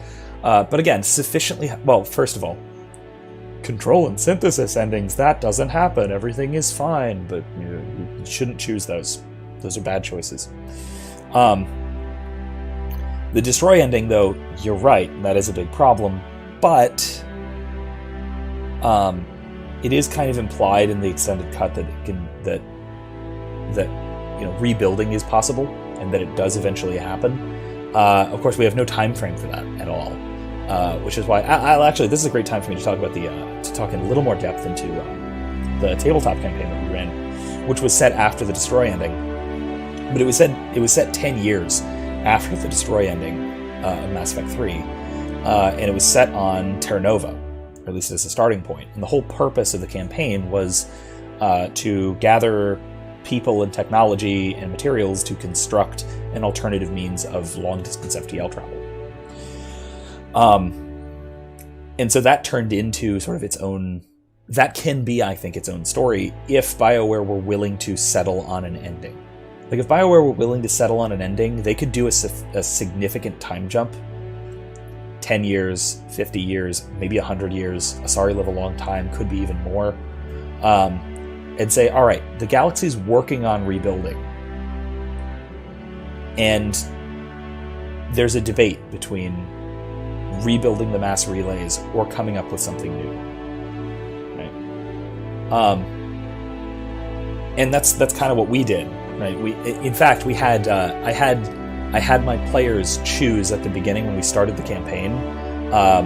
This was a tabletop RPG that we ran. It was based on the Mutants and Masterminds system, which is designed for superheroes, but I kind of constructed the Mass Effect powers.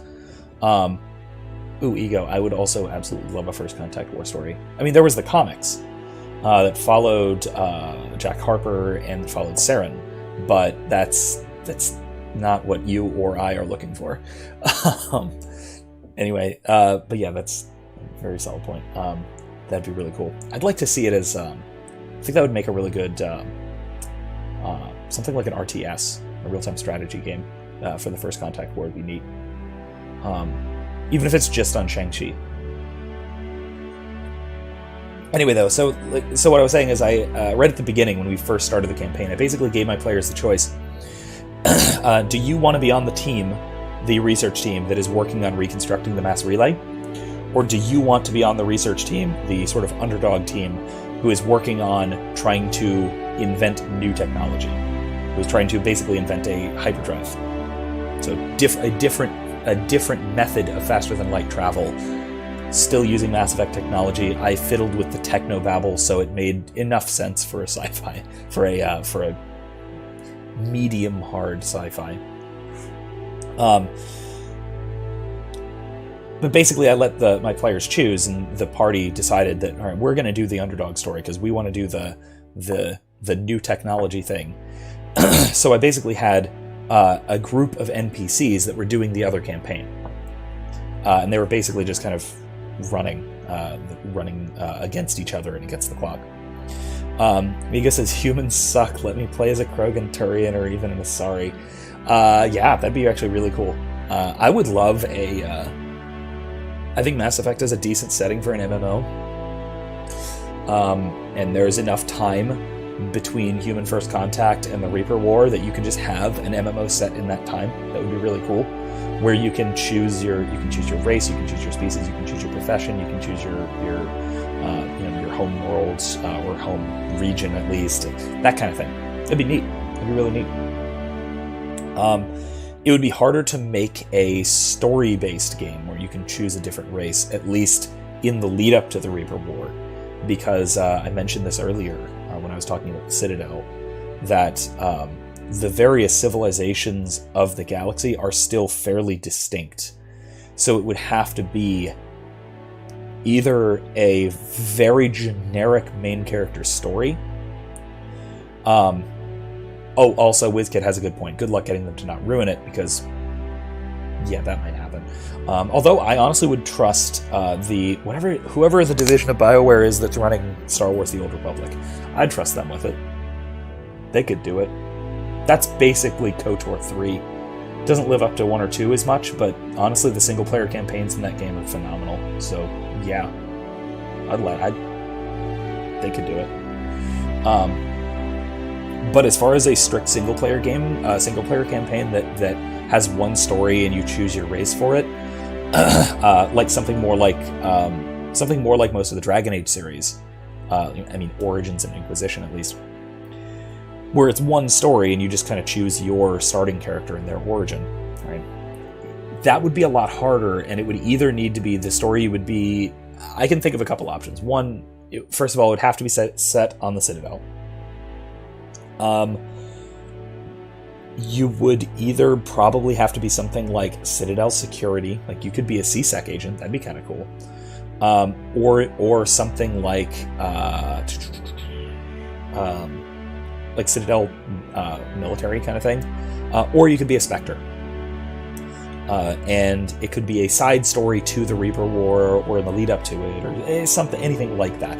Something like that could work if you were a Spectre and that was kind of your thing. There would have to be a lot of variation based on your species, but I think it could work. It'd be much harder to make each one feel unique in the game. That's, I think, one of the big pitfalls of the Dragon Age series as well. Here's the thing, Ego says, I guess all the cult of personality thing kills some of the RPG aspects of the game. You're talking about like Shepard as main character kind of thing, sort of degrades the upgradability. Especially in 2, I think that's a problem. I honestly think Mass Effect 2 gets too much credit. This is anathema to say, and this is horrible, but honestly, I think 2 is my least favorite of the trilogy. The story is much more straightforward and linear, and the gameplay is wildly oversimplified compared to either 1 or 3. Now, the characters are phenomenal. I absolutely I love pretty much all the characters from 2. But at the same time, it still has to probably be my least favorite, because 3, like I said, I like the ending, unlike a lot of people. But also I think they really gave the mechanics from 2 a massive upgrade for 3 that reintegrates some of, not all, but a lot of the RPG elements. Who wants to see their hero die? This is the one reason people hated ME3 ending. Yeah, because there's spoilery bits about that, but you don't have to see your hero die exactly. It's weird. It's weird. It's really weird. And it's basically a noble sacrifice ending, but there are ways of it being a kind of cop-out to it, and there's kind of, yeah. With the Destroy ending, though, it's pretty much a noble sacrifice ending, whether or not you survive it. So it's still, symbolically speaking, it's a noble sacrifice. Your Shepard is fulfilling what she needs to do, knowing that it's going to kill her. Maybe she survives it, but that's irrelevant, right? It's like 2 gets the credit for being a suicide mission, but 3 is 100% a suicide mission. The ending for 3 is 100% a suicide mission. Like, no one thinks they're coming back from that. No one has any delusions that they're coming back from that one-way trip through the conduit to the Citadel at the end of 3. I know, we just did a one-way trip through the conduit to the Citadel in 1, but don't worry, they do it again. Yeah, EA is indeed, as WizKid says, cancer manifest. Yeah, a little bit of that. Oh god. Okay, side note, Star Wars Squadrons from EA is coming out later this year. I'm gonna try it. I can't not. There's no way. Literally my favorite series of books growing up. Yeah, probably bar none, was the X-Wing series. The expanded universe, the Star Wars expanded universe X-Wing series that came out in the early 90s that I didn't read, obviously, then. I was an infant. But I read growing up up through middle school and high school. Incredible. I love the Star Wars Starfighter kind of stuff, and that as a game, as a dedicated game, I have to eventually give EA a chance. Now, that said, I'm waiting until after it comes out. I'm going to wait until the bug fixes come in. I'm going to wait to hear if it's awful, and if it's awful, I will be sad, but I will bypass it. I'm hoping to the contrary. For some reason, I have hope to the contrary. To go back a little bit, talking about racial choices. This isn't quite my wife, because I'm not going to skip her comments, of course, because also, this is a very good point. I'm a loser, and I always pick human for any game I'm in. The race should not be the defining trait of a character, unless it serves a story. I think that second statement really contradicts the whole I'm a loser thing, because I think that's absolutely right. If you can make an interesting human fighter in D&D or whatever, then you can definitely make an interesting anything else. You can make an interesting human fighter. She has made an interesting human fighter. And an interesting human rogue. At least. And an interesting human cleric, honestly. So yeah, that's, I mean, yeah, the species thing needn't be the single draw, right? And typically when a character is simply their race or their species, that's when it gets boring. I'll be honest, the least interesting parts to anybody but a xenobiologist about Liara Tassoni's character is when she starts talking about Asari biology like it's the most interesting thing in the world, right? It's neat because I'm weird and I like using it as a case study in natural law, but I'm weird, right? That's probably the least interesting thing about Liara. Hey, WizKid says, and an interesting drow wizard, which incidentally is a split off from a different drow wizard, which is also interesting. A little bit drizzity, if you know what that means, but not really. Not dripping cool, just pacifist. So WizKid says hero sacrifice, and Shepard is one of the ultimate characters for that. Though you're right, yanks all the choices. I mean, yeah, kind of. But listen, let's go back a bit. Because you said way early on, when we first started our Q&A part,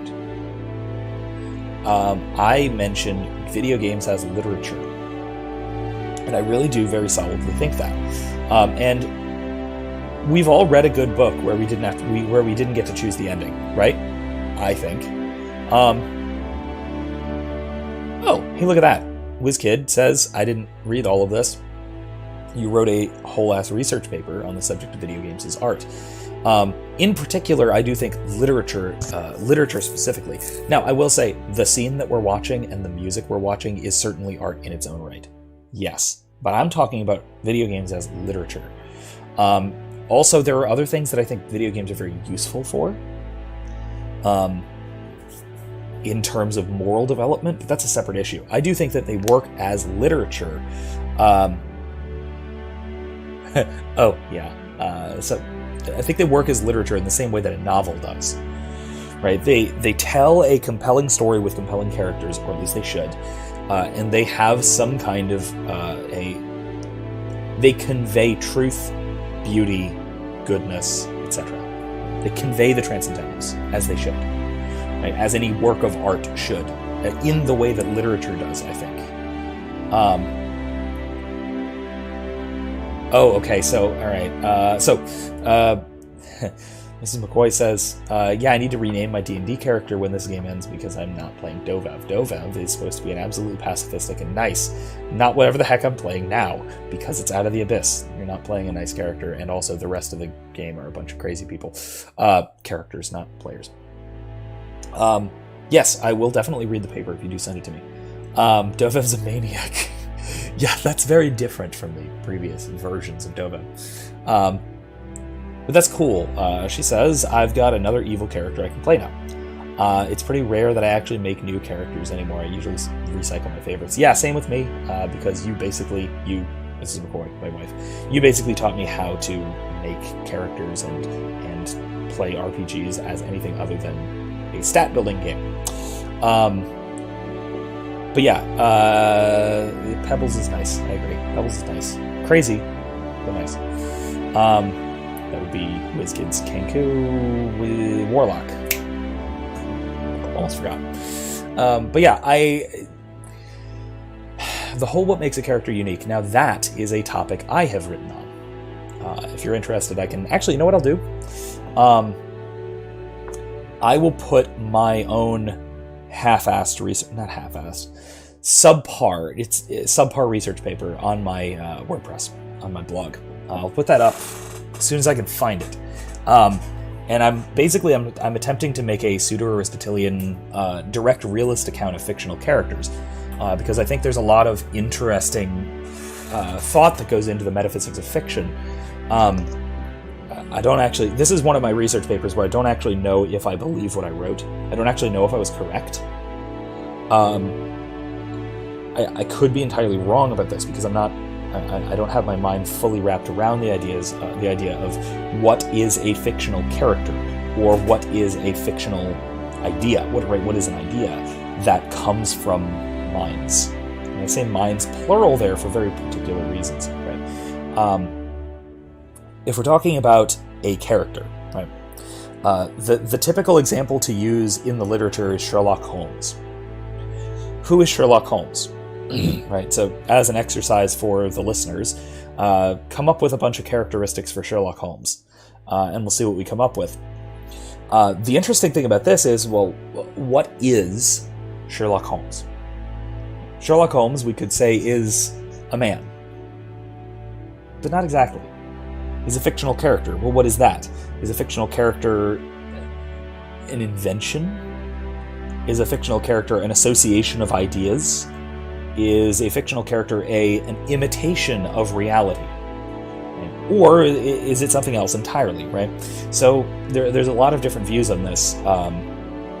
Peter van Inwagen, who is a Christian philosopher who works a lot on metaphysics, clever guy. I don't agree with him on this. I don't think I do. I might, but I don't think I do. Takes what's called a creationist account. Basically, that a fictional character is an invention. It is a particular thing, basically a concrete thing, that the author, for lack of a better term, creates, and then that thing continues through and has I guess you could even say a life of its own. And I'm probably not doing his view justice here. It's been a long time since I've read it. But essentially that once the character is created, there are certain things that are true or false about that character. And what is true or false about that character are based on how it was created, right? What the original creator had in mind and would... death of the author is kind of a thing, because so not that what the original creator would have in mind, but rather that the character is a fully formed character, whether the author fully forms that character or not. And so there are true and false things about counterfactuals, about hypotheticals. Right. So WizKid says in describing Sherlock Holmes, dashing, intelligent, logical, neurotic, highly functioning sociopath. All right, you got that in part from the Stephen Moffat version, Sherlock, because high-functioning sociopath is a very precise term used only in that version of the character. What if I told you he's not a sociopath in Sir Arthur Conan Doyle's original writing? He's not. He's very clearly not. He very clearly has empathy for, especially Watson and generally the people around him, including Mrs. Hudson. I'm not an expert in Death of the Author, but well, maybe, because it will be relevant before we go too deep into it. But right, so Sherlock Holmes, right, was in the original writing in Doyle's version was not a sociopath. He was very definitively not a sociopath. We get the very intimate descriptions of his character from Watson, from Watson's perspective, and he very clearly has empathy throughout most of the stories. Right? Is that a sufficient difference to make Stephen Moffat's Sherlock Holmes a different character from Sir Arthur Conan Doyle's Sherlock Holmes? Are those the same character? Or are they different characters? Are they the same character placed in a different time, different circumstances, with different traits? It's hard to say. At what point does a fictional character become another character? So let's look at Dovev. Right. So, correct me if I'm wrong. Can I just say your first name? I've made it not a habit. I've made it a habit not to, CJ, to call you your first name because I didn't want to put that on the screen, but I'm just wondering if you're comfortable with that. And I never ask you off of stream. So if you're okay with that, I will. But otherwise, feel free to correct me if I'm wrong. But Dovev was initially a character in a Star Wars RPG. He was initially an Umbaran, which are typically Darksiders, and he was basically drummed out of Umbaran society because he was a pansy. He didn't want to climb the very rigorous and violent social ladder, and so he left. He was Force sensitive, so he got picked up by a Jedi and wound up training as a light side Force user who was a pacifist. Okay. Is that the same character that is playing Out of the Abyss right now? With WizKid? Because it originated with the same character, just set in different circumstances, with in a different setting, with a different background, of a different species, in a different world, right? Different game setting, different narrative setting, if you want. And at this point, with fundamentally different, that's begging the question, with significant character differences. Is it the same character, or is it a different character? The lines between these things are blurry. The reason the lines between these things are so blurry is because fictional characters are themselves fairly blurry. Another example of this is an example I go to all the time, Superman. Right, so Superman has had so many different writers with so many different stories and so many different alternate realities and whatnot. It's hard to say who Superman is. I mean, we can say some particular characteristics, maybe even some essential characteristics, but we wind up with significant differences between different runs of Superman. Right? Now, I would say that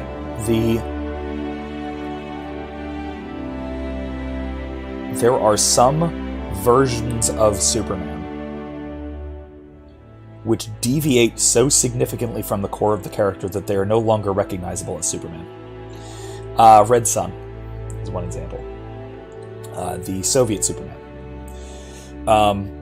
Superman as a villain in that one episode of Justice League Unlimited. And also the comic it's based on, I forget which series it is, but that one. I genuinely do think that the Superman who kills Lex Luthor and becomes the world-dominating supervillain is fundamentally not Superman. Also, they did this in Injustice, or maybe Injustice 2. I do think that is a fundamentally different character, because fundamental to Superman is his being a paragon of virtue. That's very fundamental to Superman's character. Without which you can't really have that character. I've argued about this in... it's a good question, WizKid. As I just said, I don't think it's Superman. I don't think Superman as in Injustice is Superman. I think it's... There's two ways of looking at it. One, it's a separate character entirely that someone has made based on Superman, or it is a poor writing of Superman. I would have to say one or the other of those. I don't like the Injustice Superman. At least not as Superman. I think it's an interesting story. Honestly, I think it's a great story, but it's not a great Superman story. Same with, honestly, if I'm being really harsh, I would say the same about Zack Snyder's Superman. If I don't know if I would say that Zack Snyder's Superman is a separate character, but I do think that it is a poor rendition of the character. I shared a video not long ago from a friend of mine, Sean Malone, with the Foundation for Economic Education. Does a series called Out of Frame, and he did a video series about. This video series is about taking pop culture figures and stories and things and drawing really cool implications from them. I love it. It's great. And he did a video on Superman as this kind of aspirational paragon, and I think it was really well done. Check it out if you didn't see it. It was great because I do think that he makes a very solid point about the fundamentals of the character of Superman, and that Zack Snyder drops the ball really hard, among other writers. Other writers do it too, but Snyder, I think, really screwed it up. Yeah, I'm friends with the Fee guy. I've known him from various groups for years. I didn't actually know. Interestingly, I didn't know that was him until like a few months ago. I've been following his videos for like 2 years now, at least, maybe 3. And then I just realized that, wait, that's Sean. That's the guy who I've been in like 30 different groups with over the years. Yeah. So it was neat. It's a cool guy.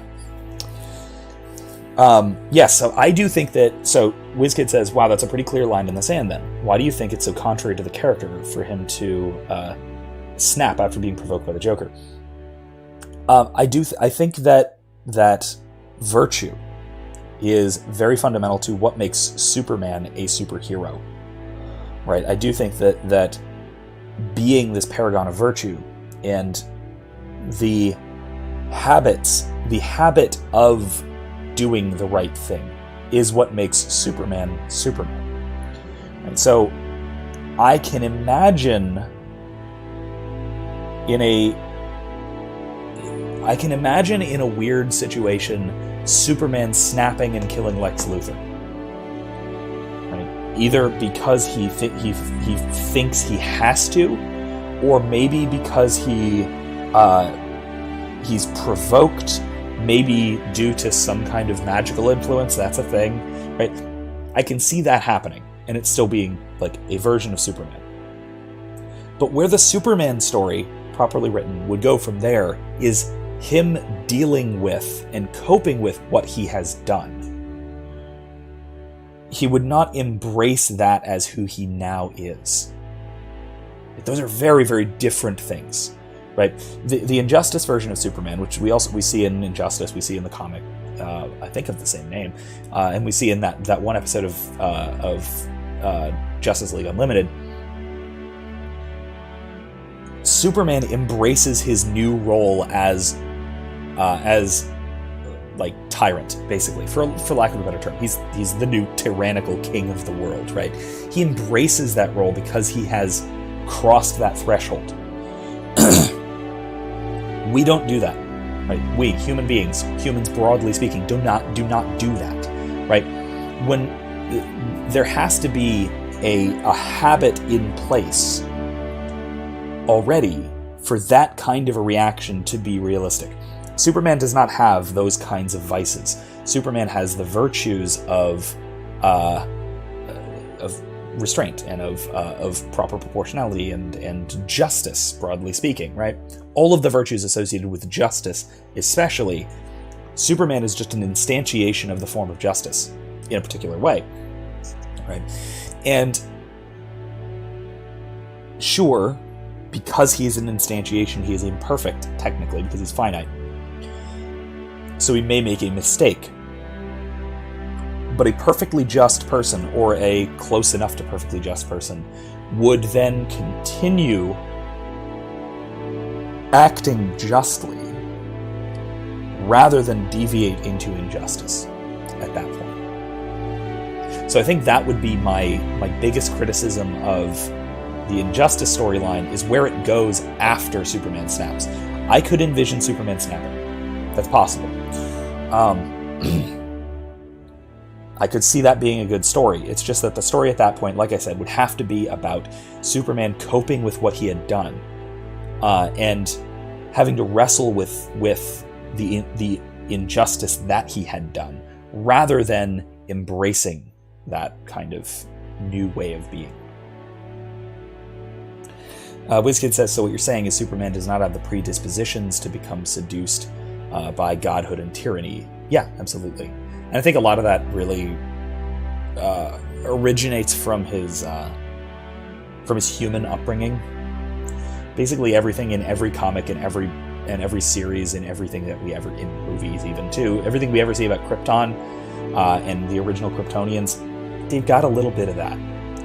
But growing up as a farm boy in Kansas, yeah, Clark Kent is not the kind of person to do that, to go that route. So meanwhile, everybody's talking about D&D, which is always fun. I do greatly enjoy D&D. I am going to be running Curse of Strahd at some point in the near future. I hope none of my other players are watching this at this point. I don't think they do. They're my colleagues also at university, so that's pretty cool. It's basically an office game with some of us from the department, from the philosophy department. And we are eventually going to be getting into Curse of Strahd, which is a very old, an old D&D module, but with various updates that updated to the current version of D&D, 5th edition, and the story has been expanded pretty significantly. It should be a lot of fun. I'm doing a nice mix of homebrew elements, so stuff from my own campaign world, and, which is still Forgotten Realms, but with my own elements and character interactions and stuff like that. Mixing together with the pre-written elements, and kind of replacing things, moving things around, that kind of thing. So it will be sufficiently different from your average run of Curse of Strahd, rules as written. WizKid says on the note of Superman, I just watched a video from Fee about how Superman's true identity is Clark. Yeah, that's the one I'm talking about. Just like Spider-Man is Peter Parker. It's the same idea. Yeah, absolutely. Yeah. I think Batman is the contrast point where and I think this is where Christopher Nolan got Batman correct, is that Bruce Wayne is the mask. Batman is who he is. Right? And I do think that both Christopher Nolan and Justice League, the old Justice League cartoon, got that 100% right. By contrast, right? So Batman is more fundamentally Batman than he is Bruce Wayne. I do think that there is still an important connection between the two. I don't think you could have Batman, properly speaking, that is not Bruce Wayne, like you could have...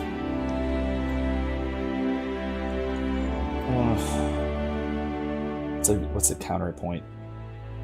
I mean, there are superheroes who have been different people. Like... I'm trying to think of a great example of this. I mean, Captain Marvel is a good example of this, right? So, Captain Marvel was initially Mar-Vell, who was a Kree, and that transitioned to the first human one, the man, who was the first human one who got his powers from the Kree, and then Carol Danvers, who got her powers separately, but also through the Kree, through a more distant link there. But now the current MCU version kind of skips a couple of steps, where she gets her powers directly through Kree influence, although it's also Tesseract and Space Stone, and because it's Thanos, it's the Thanos arc, yada yada yada. But right, you can have the same character be right. You can have the superhero be the fundamental part of the character, and the secret identity be disconnected from that, be sufficiently separate from that. WizKid, I would be careful about the Green Lantern as a case, because I would definitely say that the 3 human Green Lanterns, Kyle Rayner, which is weird that he's the one I can remember at the moment. And he's my least favorite of the 3. What's wrong with this? I like him, but he's my least favorite of the 3. What in the world? And the other 2, damn it. I'll think of it. They are very distinct characters.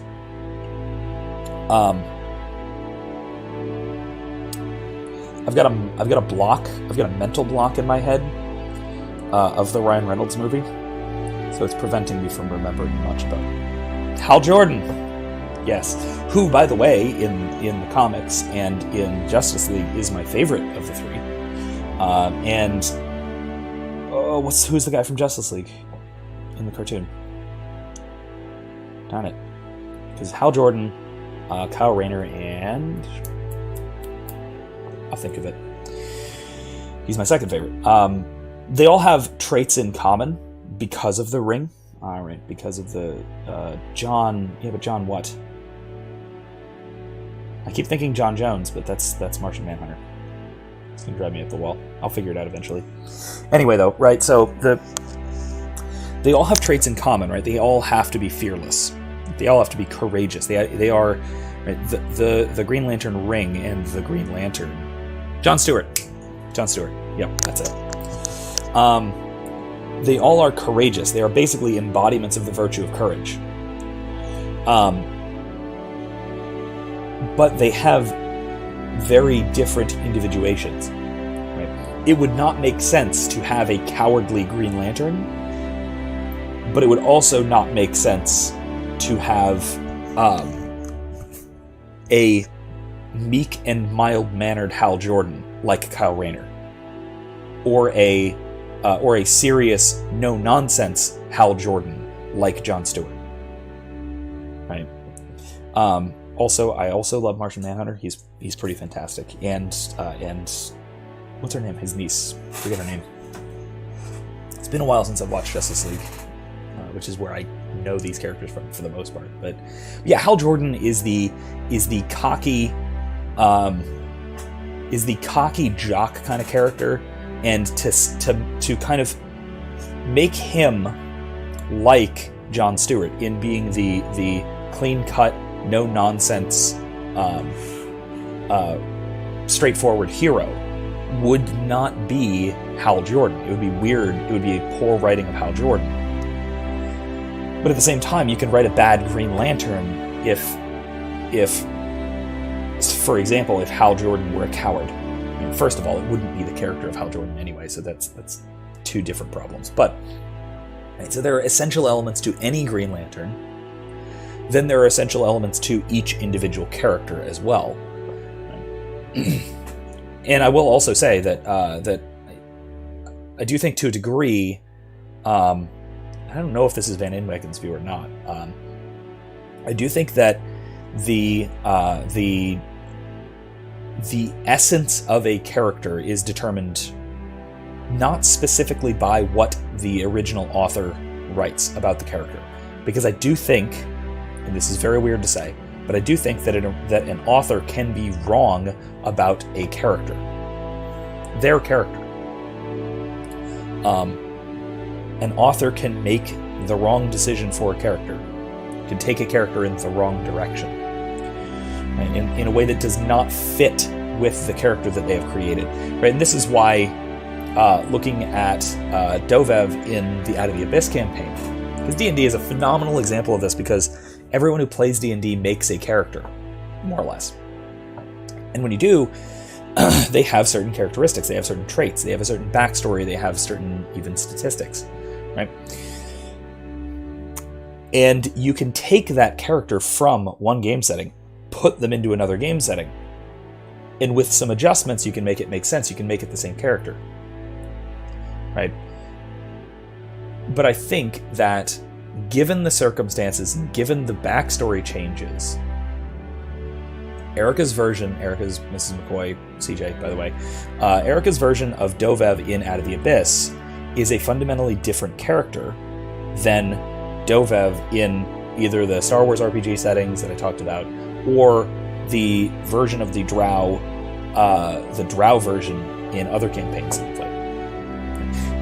It's very different, because even though she is the initial creator of the character, and maybe she can speak to this a little more, but that the characters diverged at some point because of some such fundamental differences, not just in circumstance, right? It became, as you say, straight up not Dovev. It's just that this not Dovev stole Dovev's name, right? Yeah, it was initially, like, to some extent inspired by the original character. But at some point you realized, wait, this is not Dovev. This is somebody else. With a similar backstory to an extent, with a similar power set to an extent, right? But that's really it. The statistics, right? So if you were making actual Dovev in a campaign, in any campaign, it would probably be the same character build. It would still be a divination wizard with the roughly the same spells and that kind of thing. But it would have that actual Dovev would have a fundamentally different character. It'd be a different person. And here's the problem, though, is to say it's a different person is to say that each is a person, which it doesn't seem to be. Right? Fictional characters are not things. They're not things in the ordinary sense, right? This is actually one of the things that I discuss in my video on Batman and Superman and Plato, right? And it has to do with what fictional characters are and different ways that fictional characters can be, and can be differently. I have to switch musics at some point.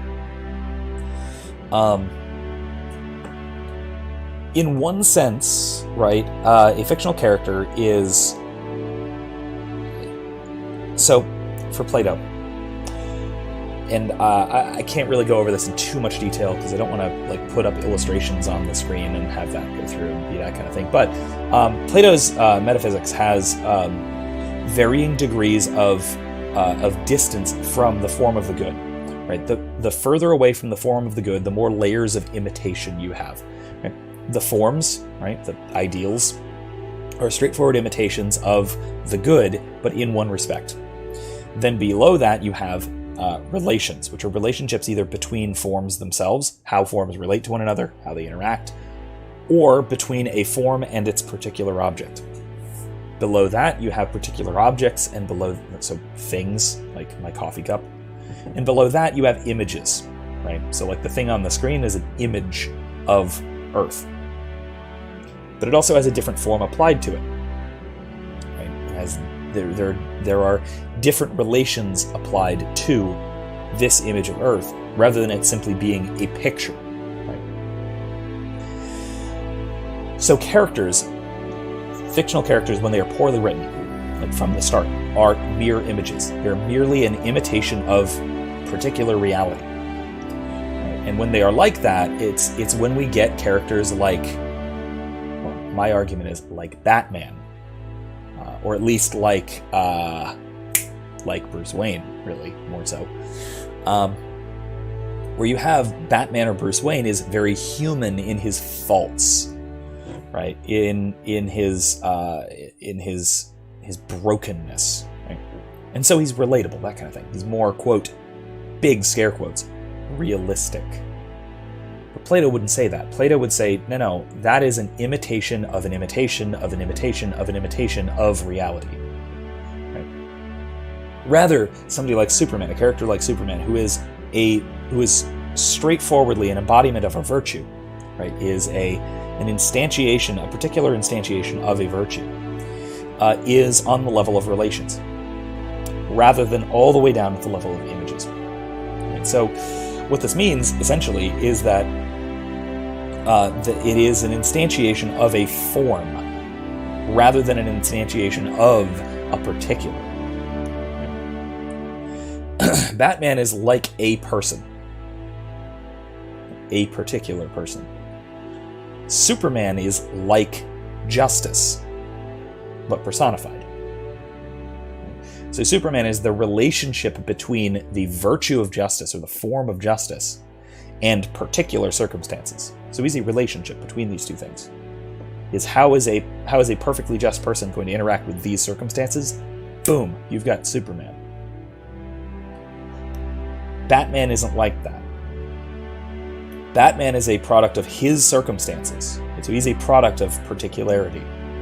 And so a better written character is this kind of imitation of a form, then instantiated into particular situations.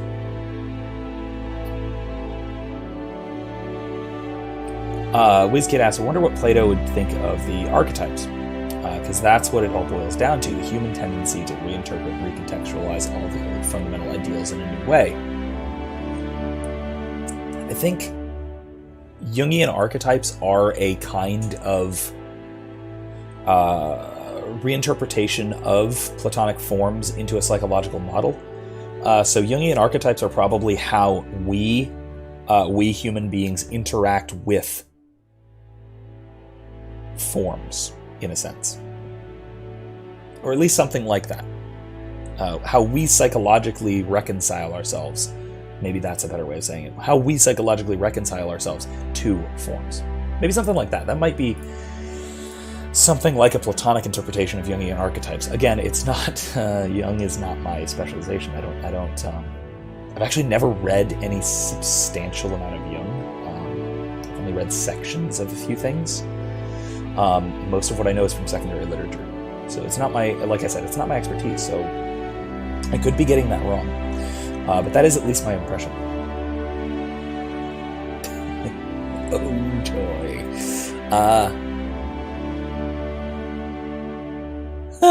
Yeah, that is actually a difference. Ego says, Bruce Wayne says, my parents died, so I became a vigilante. Or wait, hold on. My parents died, so I became a vigilante. Peter says, my uncle died, so I became a pizza delivery guy. Huge difference, right? Peter Parker is, I think, one of these kinds of characters who is, he kind of splits the difference. Because he's very fundamentally a New Yorker. He's very settled into his setting. It wouldn't make sense to put Spider-Man like anywhere outside of New York. But at the same time, he is an instantiation of a few virtues, probably most importantly, justice and kindness. Maybe charity added in there. And probably poverty. That might actually be essential to Spider-Man, but I'm not sure. And kind of put those in relationship to a particular setting. Right? And that makes Spider-Man. And so I think the pizza delivery guy thing is pretty essential to that. And not essential to that, but I think it fits that model of character writing. Yes, so one of Erica's old characters, she's mentioning Jack, who's still around and used as an NPC in the old Mass Effect tabletop game, and in D&D. We just haven't encountered him yet. He's around. He's a warlock in there. He was a vampire monster hunter, or maybe Scorpio, who was in like a 4-year game, and he was a demon hunter. Demon possessed by the king of demons. I don't even know him. I'm sorry. I don't know much about Scorpio's origins, at least not the specifics. All I know is that in every version he dies, and so does his adoptive son. So there we go. And that's an important character moment. WizKid, arrows, usually. Or sometimes dragons. Depends. Actually, it's usually dragons. Isn't it? It's happened a few times. Alright, let me switch up the music. Let's go with... we still got a while to continue this.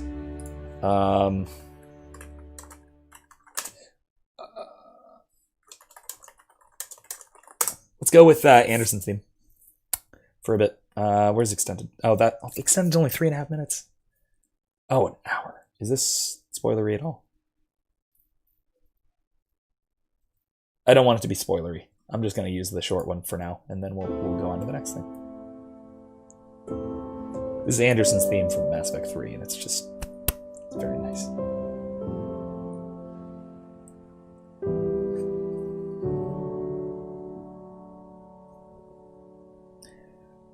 Oh yes, I will now refrain from saying the things that I have begun to say. The old days of cringe on the stream. Don't worry, I had an old cringe days. I did too. Don't worry. It was, anyway, so yeah, I do think that this is. Like I said, I will put up my paper if I can find it. I hope it's not some of what I lost when I switched computers. My old paper, if I can find it, on the kind of direct realist account of fictional characters and what they are. I actually haven't read it in a few years, so I may have been horribly wrong, even in interpretation. I think I did a decent job interpreting. I just don't know if it's an actually accurate account. Anyway. So, I do want to really quickly go to... let me pull it up. I did have at least one major question from the Q&A thread that I want to bring up, because I do want to go through this, because it's another very interesting, in-depth topic, unless we have anything more about this in particular.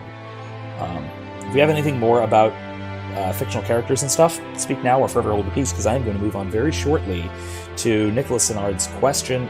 I hope I'm pronouncing that right. Nick, if you're still around, feel free to correct me. That's how I say it in my head. I'm going to move on to your question, which is about applying rules applying generic rules universally, and then further, I would say, probably going to go off into a tangent on Stefan Molyneux's universally preferable behavior, Hans Hermann Hoppe's argumentation ethics, and Kant's categorical imperatives, because they're all very similar to each other and they have a lot of the same problems. So there we go. If you do want to still talk about fictional character stuff, feel free to... Alright, we can move on. Cool. So first of all, a small part of his question, because this was a joke, but I'll answer it quickly. What do you think of people who aren't okay with hanging prepositions? I am one of them. I hate hanging prepositions. I understand that it is part of the vernacular, but I don't like them. It is grammatically incorrect. I am a linguistic prescriptivist, not a descriptivist. Absolutely. If that makes me an elitist, then so be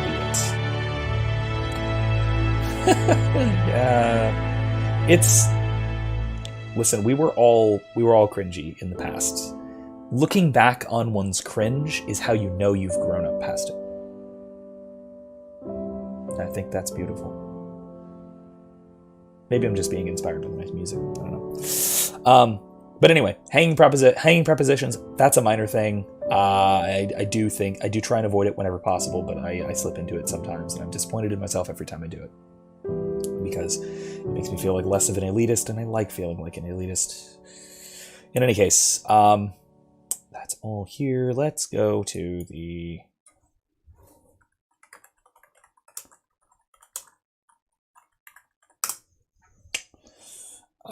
where is 1 hour? That's Mass Effect 3. That's fine.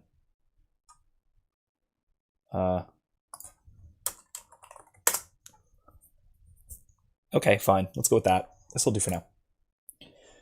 I honestly do think that the Andromeda theme is probably the best of the music from the series, honestly. So, I love it. Turn it back up for me, just in my head. All right. So, Nicholas's real question was, thoughts on what the correct default answer is to who does a rule apply to, or rather, to whom does a rule apply. And he did go on to clarify this, but my initial thoughts is a cop-out, basically, is it really depends on what the rule is and what the rule is concerning, right? So if it is a rule in the sort of political sense, or an ethical sense, the default answer should really depend on how you're constructing the rule, right? I think that we ought to, when we construct ethical norms, or when we discover ethical norms, we should strive for universalization. Right? We should look for universal principles whenever possible. We should try to find universal principles wherever we can find them, rather than trying simply to find a principle which applies in very minute particular situations. Because if we do try and do that, then one of a few things is happening. If we try and find a principle which does not apply universally, or at least universally across a category, then what we have found is not a rule. What we have found is an application of a rule, usually. So if we're talking about... what's a good example? God, I can't think of any, because most of the ethical norms that I think are actually true are broad norms that do apply universally. But let's go with something mundane, like drive on the right side of the road. Is a rule, in a sense, but it certainly does not apply universally. It is an application of the rule, follow proper traffic patterns or follow safe traffic patterns. Right? That's a broader rule. And we can go broader than that, right? So act in harmony with one's society, right? Something like that. right? Which is itself even an application of the broader principle of man being a political or social animal, right? We are creatures which are fundamentally parts of society, and so we ought to act in such a way. Right? So that's kind of my initial thought. So we did clarify further, and this does have to do more specifically with Stefan Molyneux. If you're not familiar with him, he was, interestingly enough, recently banned from YouTube. For reasons, I guess, I don't know, he cites things like racial statistics, and he's kind of, I don't know, white supremacist adjacent. He's got some issues. He's also a little bit of a cult leader, but that's a side issue. He was also drummed out of philosophical academia for legitimate reasons. His thesis project was poorly researched, and I read it. It's not anyway. Side note. That's all to the side. I have my personal qualms with Stefan Molyneux, which we'll get into. My particular beef with his major thesis. But in any case, I'm just going to read Nicholas's comment. Right? Some things came up today, hence the late response. So he got back to me at some point today on this. So months ago, maybe even a year ago, I read David Gordon's response to Molyneux's response to Gordon's critique of his UPB, Universal Preferable Behavior book, which I have not followed that entire exchange, but I have seen Gordon's critique of Molyneux's book, and then I read the follow-up response that Nicholas is talking about here. So he says, I mistook, quote, how then do we discover what is an arbitrary distinction? This, I suggest, requires that we assess proposed rules case by case. For you must build up in your argument a case for who a rule applies to. I mean, Nicholas continues, I agree with that, but I took it as a default answer. The assumption that a rule applied to nobody by default. Why should we assume a rule applies to anybody by default? Who should we assume a rule applies to by default? Nobody, that kind of thing. I was thrown off by case by case, thinking he meant that you must prove case by case, person by person, for why a rule applies to anybody and somebody. Looking back, it is so painfully obvious what he meant, so I'm not sure why my thought process went that way. Anyways, this leads to think of the question, who does a rule apply to? Or to whom does a rule apply? A very abstract question, yes, but to assess it, one must dive into what a rule is, their purpose, who a rule can apply to, etc. I have an answer, right, so I'll summarize the last part, right.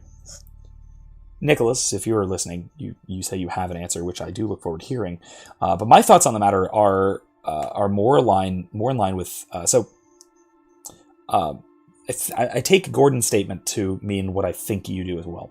So I think Gordon's statement here is that we try, in trying to find whether a distinction is arbitrary, you have to see how it applies. Right? And so to say that, right, to answer your question, right, so why this is the case, I think should be relatively obvious, right? So if a rule applies if a rule does not apply correctly, right? So if it is unacceptably counterintuitive, right? If it goes significantly in the face of our moral intuitions, or maybe we should say if it contradicts with the application of other principles or something like that, then that's our way of knowing that it is misapplied, right? It's either misapplied or it's a faulty principle, that kind of thing, right? So it's essentially a reductio of a moral principle. So what we need to do is assess it case by case, and so we can determine whether the rule that we are then particularly applying is a legitimate rule or not. Now, I think that this has to assume that a rule applies universally, right? The default assumption, I think, for Gordon here and for Gordon's statement is that a rule applies universally. Because if it doesn't apply universally, then you couldn't apply it to any particular case in order to do an analysis. You have to start with the assumption that a rule applies universally. in order to try to universally apply it and see what happens. But in order to run the test, basically. I think that's a legitimate assumption to make, as long as universally means universally to the relevant objects. Now, that's tricky. Because I think that, and this is, I think, part of where Molyneux goes wrong in his UPB. And that's also, I think, where Higgs goes wrong in his argumentation ethics. And quite frankly, I think this is where Kant goes wrong with categorical imperative. I do think that it starts in the wrong place. Right? So ethical thinking of this type, of this manner, that tries to deduce moral principles a priori, purely a priori, based on principles of universalization or demonstrated behavior or anything like this, right? I think that it starts off on the wrong foot because it starts off from a universal standpoint rather than from analyzing metaphysical substances, right? Or natures. Because I am primarily a natural law theorist in terms of ethics, in terms of meta-ethics, in terms of even metaphysics in general, which I think overlap at natural law theory. Right? So I think that natural law, from a natural law perspective, you do not start with a blank slate from which you can then derive ethical principles. What you have to start with is an understanding of the natures of the things that you're talking about. And then based on those natures, right, so in this case based on human nature, you can then derive moral principles and rules which apply universally, but universally to everything of that kind, or everything of that nature, to human beings, from what you know about the essence of humanity, right? So human being is a certain kind of thing. Oh, hi, Nicholas. Yes, you came in right in the middle of what I was saying.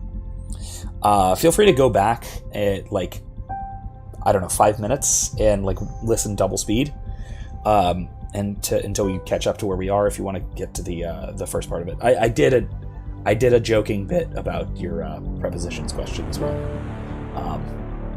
But yeah, feel free to go back and do that. I will continue from where I left off, right?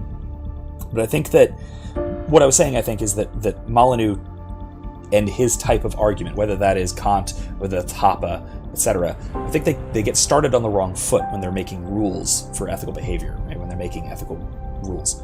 Right? They begin from nowhere and they try and construct purely a priori logical ethical principles, rather than beginning with the metaphysics, right? And then transitioning through meta-ethics and then down to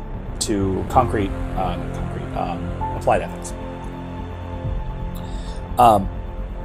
Because I think you do have to kind of trace it down that way, because you need to know what kinds of things you're talking about to know what your rules, not even to know what your rules will apply to, but to construct rules that apply to everything of a certain type, right? Everything of a certain metaphysical category. Right? So if you're wanting to talk about ethics qua human beings, right?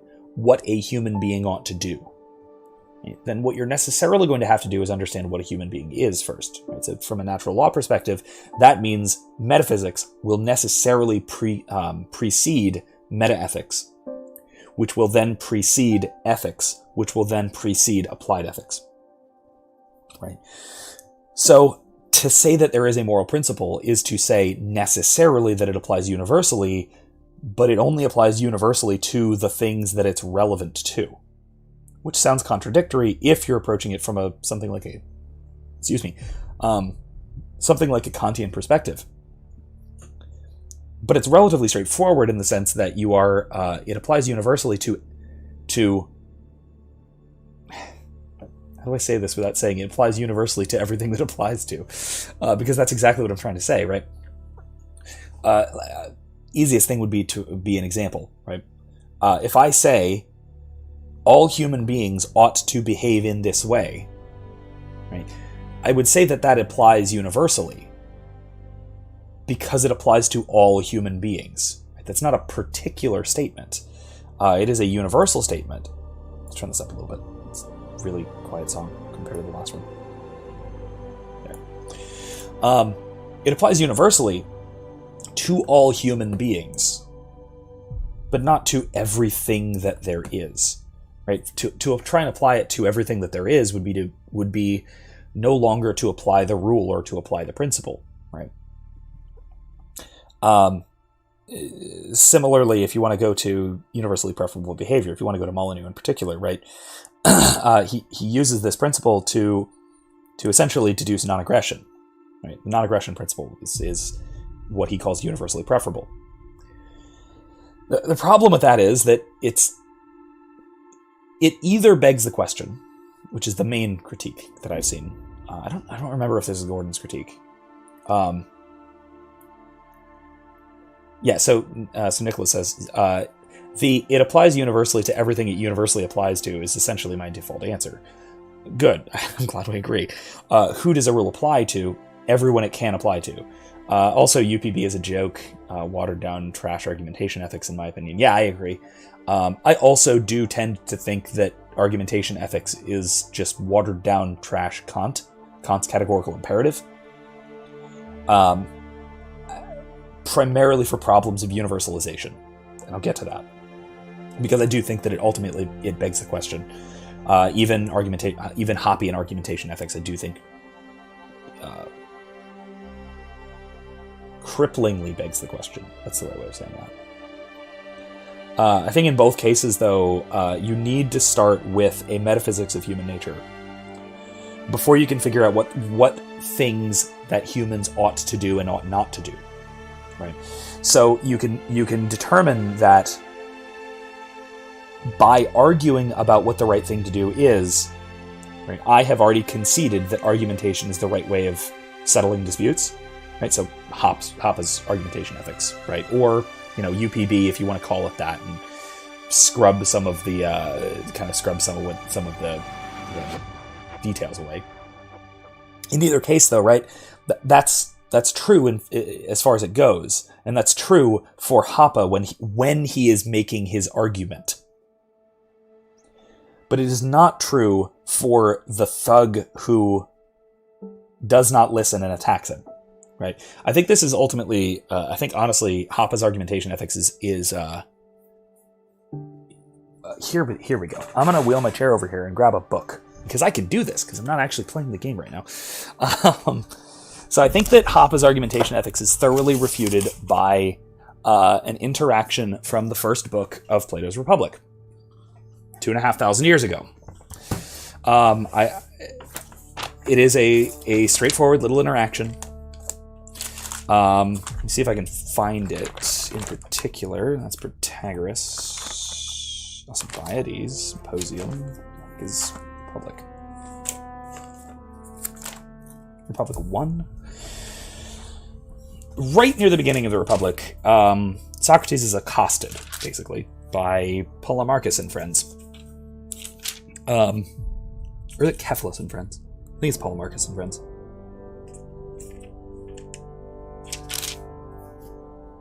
Let me find this exactly. No, it is Cephalus and friends. All right, so he's on his way back from the market, and so for quick narration, he's on his way back from the market, and a bunch of people led by Polemarchus says.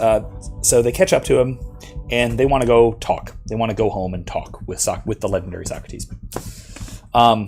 So let me read just a short little section. It seems to me, Socrates, as if you two are starting off for Athens. It looks the way it is, then, Socrates said. Do you know how many we are? He said. I do, Socrates responds. Well, you must either prove stronger than we are, or we will have to go, or you will have to stay here. Isn't there another alternative, namely that we persuade you to let us go? But could you persuade us if we won't listen? Done. Plato has refuted Hoppe. Right there. Right. Polemarchus, being a military-minded guy, being a timocrat in Plato's reading. He's not one to listen to argument. And if he just doesn't listen to argument, if there is an explicit threat of force present, then there has been no concession, no implicit concession, like Hoppe argues is always present. That argumentation is the proper way of settling a dispute, right? Polemarchus just says, no, it isn't. We're going to beat you up if you try and walk away. So we encounter right now, right immediately there, and we also encounter this all the time in real life, anytime we are threatened, either implicitly or explicitly. Right? We encounter this refutation, I would say, this obvious refutation of argumentation ethics. And it's the universalization problem. You cannot universalize Hoppe's argument, or for that matter, Molyneux's argument, or even for that matter, Kant's argument. That's maybe separate. You can't universalize argumentation ethics as a basic foundational principle because it isn't based on human nature. It is based on particular human interactions and what one can introspectively discover about oneself. Right. WizKid says, so he's basically like any dickhead tyrant who only respects power, just like most ideologues, especially on the left. No. Polemarchus is not a tyrant. The tyrant in the dialogue is Thrasymachus, who is worse. Polemarchus is a timocrat. He's a military-minded person. He's basically a military junta, a military dictator. Interestingly enough, he becomes one of the 30 tyrants who take over and rule Athens for a few years. Neat, huh?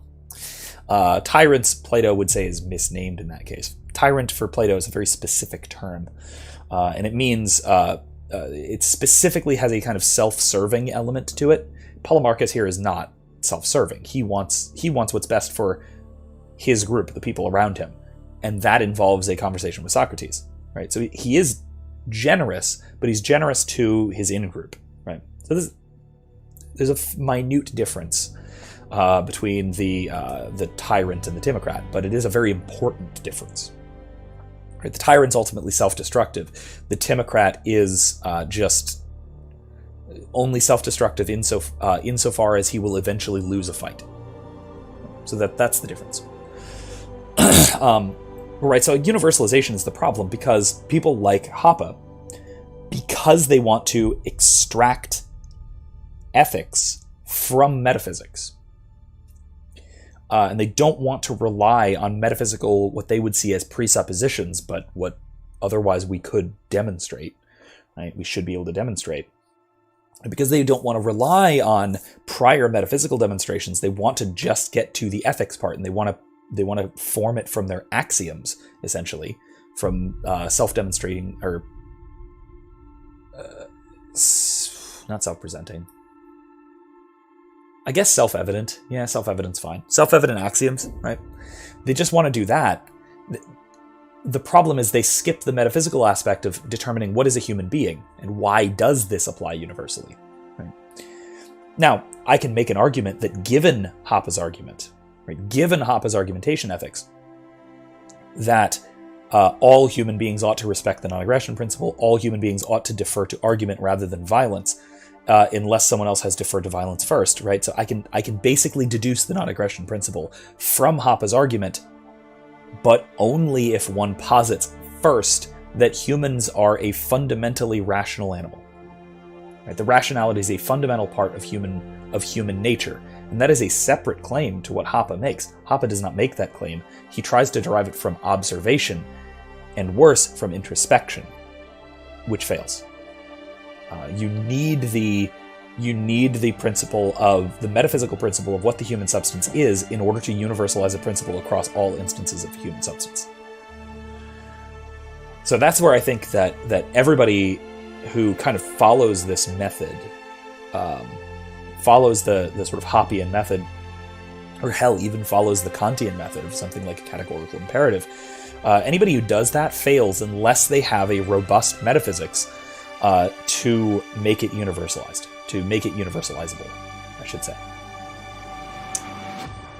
So that's really the fundamental, my fundamental critique of Hoppe and derivatively my fundamental critique of Molyneux. My other critique of Molyneux is his poor scholarship, because in UPB, in the book, and in the original dissertation the book is based on, he doesn't cite tons of things that he should cite. It's not plagiarism because it's not stolen. He just kind of comes up with a crappy version of Kant's categorical imperative and mushes it together with a crappy version of Hoppe's argumentation ethics, because he thought of both of them independently, kind of, probably having read them as an undergraduate, and just presents a poor version of the combination of the two. It's just bad scholarship. It's sloppy. There's a reason he was drummed out of his PhD program. And it was not political as much as he wants to say it was. Also, he's a bit of a cult leader, like I said. Okay, WizKid says, so they're impatient. They don't want to put in the work to understand the underlying structure and just skip to imposing their will to power onto the world around them. I hope you're talking about Timocrats and not Hoppe, because I would not ascribe that to Hoppe. I do think he is a careful and well-read philosopher. Hoppe is. It's just that he's trying very hard to construct an ethical system which is first and foremost ametaphysical.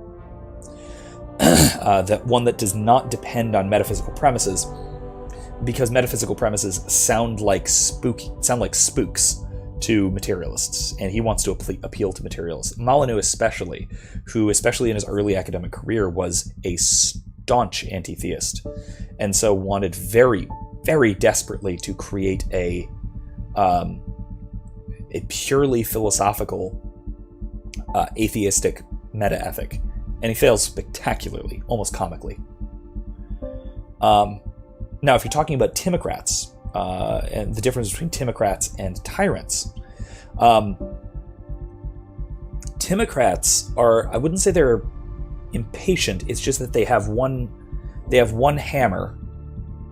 They have one hammer, which is violence. They're very good at violence. And so that is their tool for solving problems. The other key feature of a Timocrat is their fundamental ethical precept of helping friends and harming enemies. It's their in-group versus out-group kind of outlook. Timocrats in particular are very much about, they will very staunchly hold to a view like that. And honestly, this is one of the views that Socrates does a phenomenal job of undermining in the first book of the Republic, which check out my video on Republic 339, I think. It's a fantastic video. It was one of my first videos on this channel, but it still holds up, I think, because it is one of the most important things that Plato ever wrote, and therefore one of the fundamental bits in ethics by any philosopher. WizKid says, so I'm curious, this is about Molyneux, I think. Why do you think people are so anti-metaphysics? Besides the obvious atheism, well, the Enlightenment. It's Hume's fault. Everything's Hume's fault. David Hume is the one responsible for trying to reconstruct philosophy without metaphysics, and it failed, again, hilariously. He's the king of begging the question in every possible instance, and basically he ruined everything for no reason. That's halfway a joke. I just don't like David Hume, but I do think that most of this aversion to metaphysics can trace itself back to primarily David Hume, but the general Enlightenment milieu that was around at the time, that tried to set aside this, what seemed to them an extremely complicated and probably unnecessarily complicated, broadly Aristotelian metaphysical system, and tried to construct from the ground up while avoiding metaphysical questions whenever possible, just in order to avoid the complications that came with it. Right? A good I mean, if you want to be, I don't know, maybe uncharitable, but if you want to sort of analogize their way of thinking to the contemporary scientific way of thinking, right? The Copernican revolution in celestial mechanics is similar, right? Why was Copernicus, and then his followers subsequently, why were they so obsessed with heliocentrism?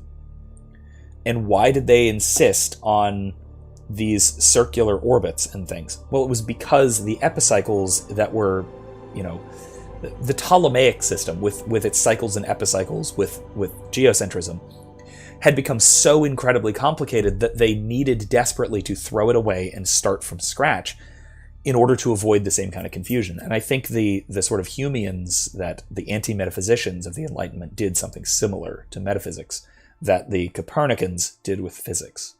It's just that the Copernicans succeeded, and the Humeans failed hilariously, and we're still suffering the consequences. Follow-up question. Why don't you like the Enlightenment so much? Because I'm an Aristotelian Thomist. I mean, I'm a scholastic at heart. In part, it's due to the philosophical consequences, and this is really fundamental to my dissertation. Even I think that recovering a lot of scholastic metaphysical principles doesn't just solve most of what we think of today as the hard problems or the big problems of philosophy. It just simply dissolves them. There's a reason the mind-body problem was never a problem before Descartes. It's because it doesn't appear to be a problem on hylomorphism, which everyone believed before Descartes, more or less, except for some weird Gnostics. But most everyone who is in the philosophical mainstream held to hylomorphism. There was no mind-body interaction problem because the mind and body were parts of the same substance. They were not two separate substances that needed to interact. They were just simply two ways of a single substance acting. So there was no problem. So that's the simplest example, and that's Ed Fazer is really big on that one. He talks a lot about that. My hobby horse in this area is metaethics. Right? The only reason we have metaethical problems, right? We have the question of why is such and such justified, right? Why does this moral rule need to be applied universally, or how does it apply universally, or anything like that? The only reason we have questions like that is because we've rejected. My thesis is that we've rejected the convertibility of the transcendentals, being and goodness. Right? The good is simply being at its utmost. Right? To be is to be good. Because we, meaning the Enlightenment, have rejected that principle, now we have this radical disconnect between is and ought, or this radical disconnect between metaphysics and ethics. There should be no disconnect. There never was a disconnect until a bunch of... this is mean, but I'm okay being mean to Enlightenment people. Until a bunch of Enlightenment yahoos went, hey, we should try doing ethics without metaphysics. And then they ruined everything for no reason. That's not quite fair. They didn't ruin everything for no reason. They had their reasons. They had genuine philosophical concerns. It's just that in doing so, it created problems that never should have been problems. They started asking questions that were already answered for thousands of years, basically. That's the biggest thing. That's my biggest problem with the Enlightenment, is that philosophically speaking, so much of it was tragically unnecessary and created so many more problems than solutions.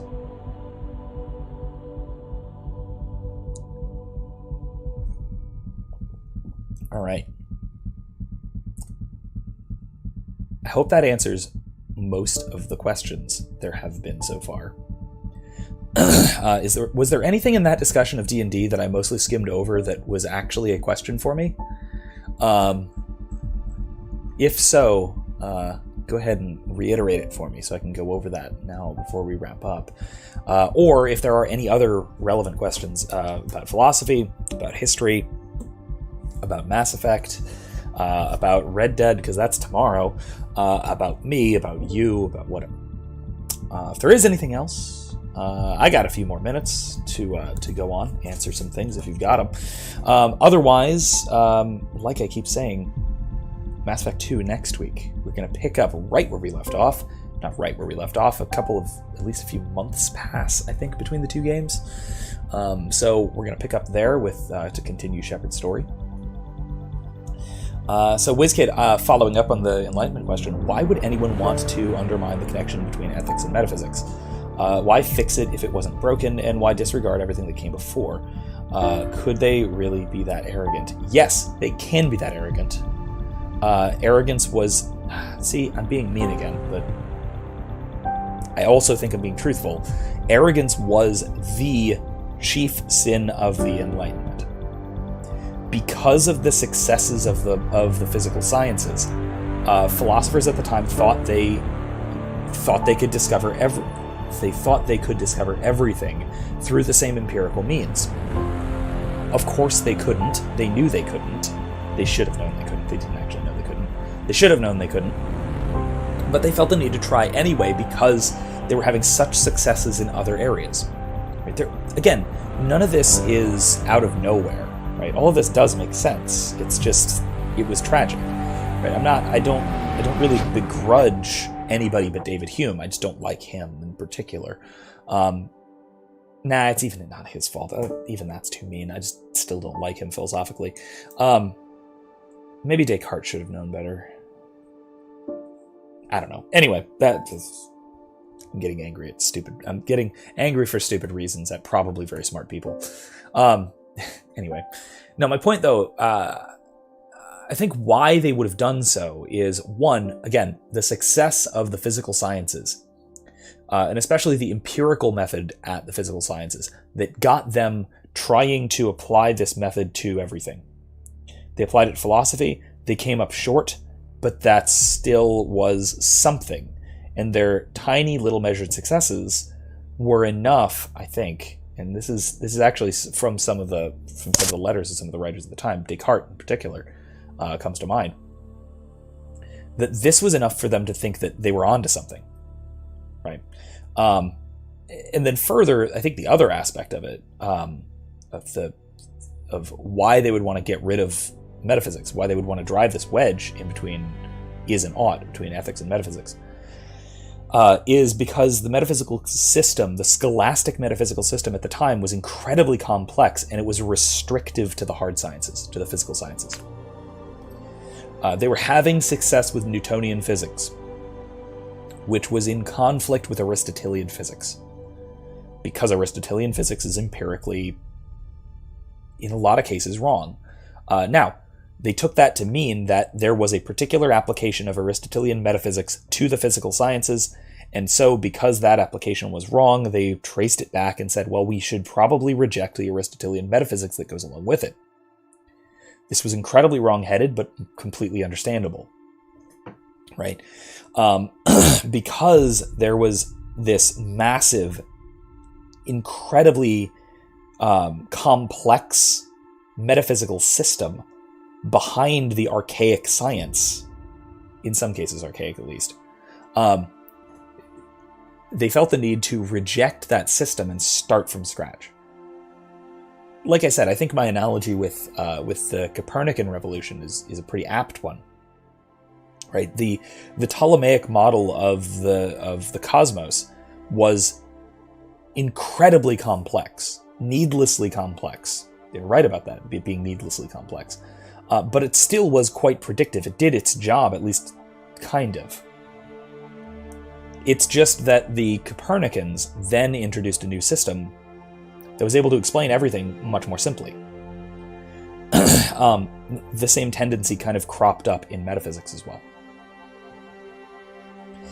So WizKid describes this as the classic trap of believing that empiricism can explain everything. We suffer from people like that today, and it's gotten far, far worse. Yeah, look at Neil deGrasse Tyson when he says anything.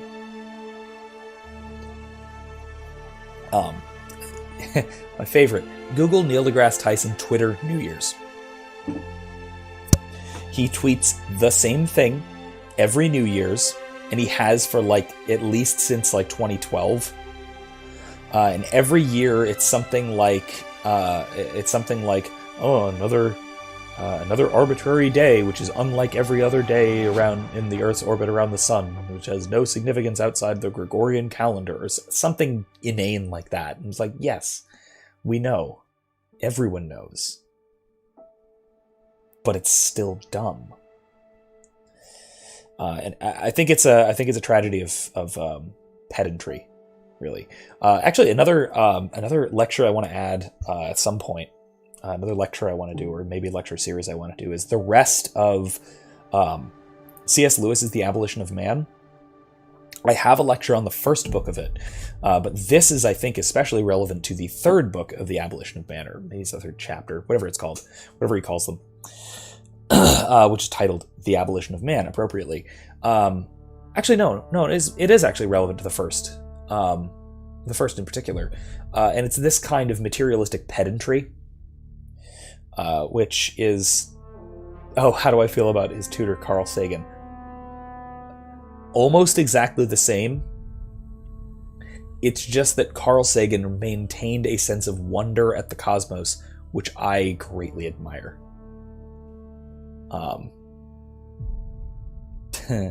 Or even better, the ungrateful, pedantic cripple Stephen Hawking. Oh, that's harsh. Listen, that's harsh. I do greatly admire Stephen Hawking for his scientific discoveries and for his wonder, which he did get from folks like Carl Sagan. Much more so than Neil deGrasse Tyson. Tyson is a science popularizer, and he feels that means that he has to denigrate other fields. Same with Bill Nye. Very similarly. It's just that Tyson actually does scientific research. Hawking is a brilliant scientist who just likes to talk. Hawking liked to talk outside of his field of expertise. By contrast, Tyson likes to dismiss what is outside of his field of expertise. Those are very different things. There are problems with both, but I respect Hawking's method much more. Just because it's an easy mistake to make, without necessarily having to be a dick about it.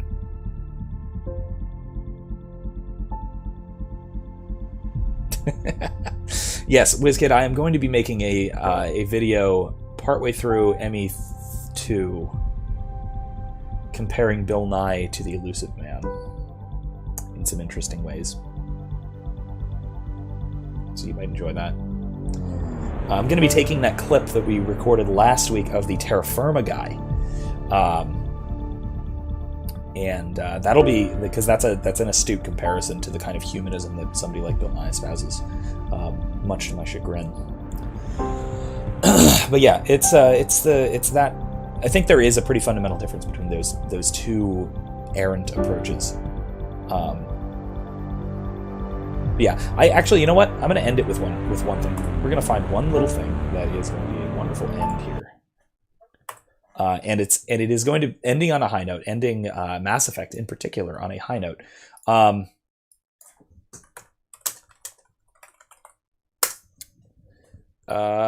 Explorers. This one. This is the one. This. If you saw this already, I've shared this before. It is amazing. This is possibly the best game trailer I've ever seen, and it perfectly encaptures everything I like about the theming of Mass Effect. I do agree that Bill Nye never should have gotten out of children's television because his children's shows were incredible. I still like them. The old ones from the 90s. But yeah, no, this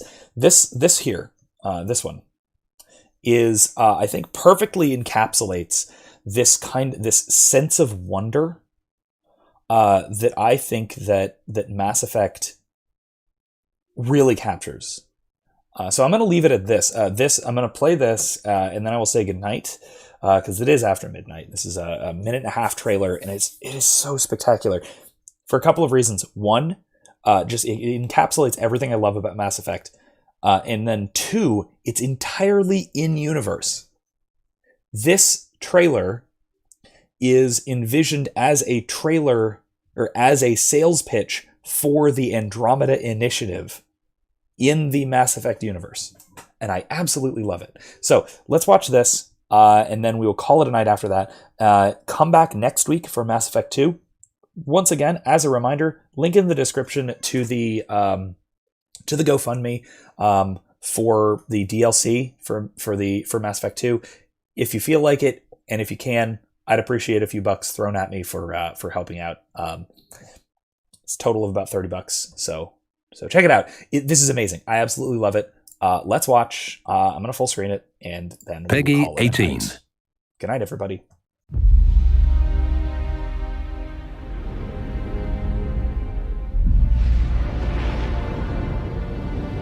We are travelers,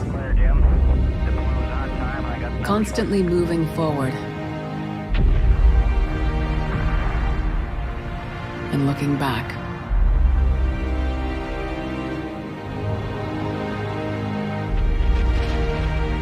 Alone and as one. We have no choice but to try. For our insatiable curiosity. For our fear of what should happen if we don't. You are that explorer now.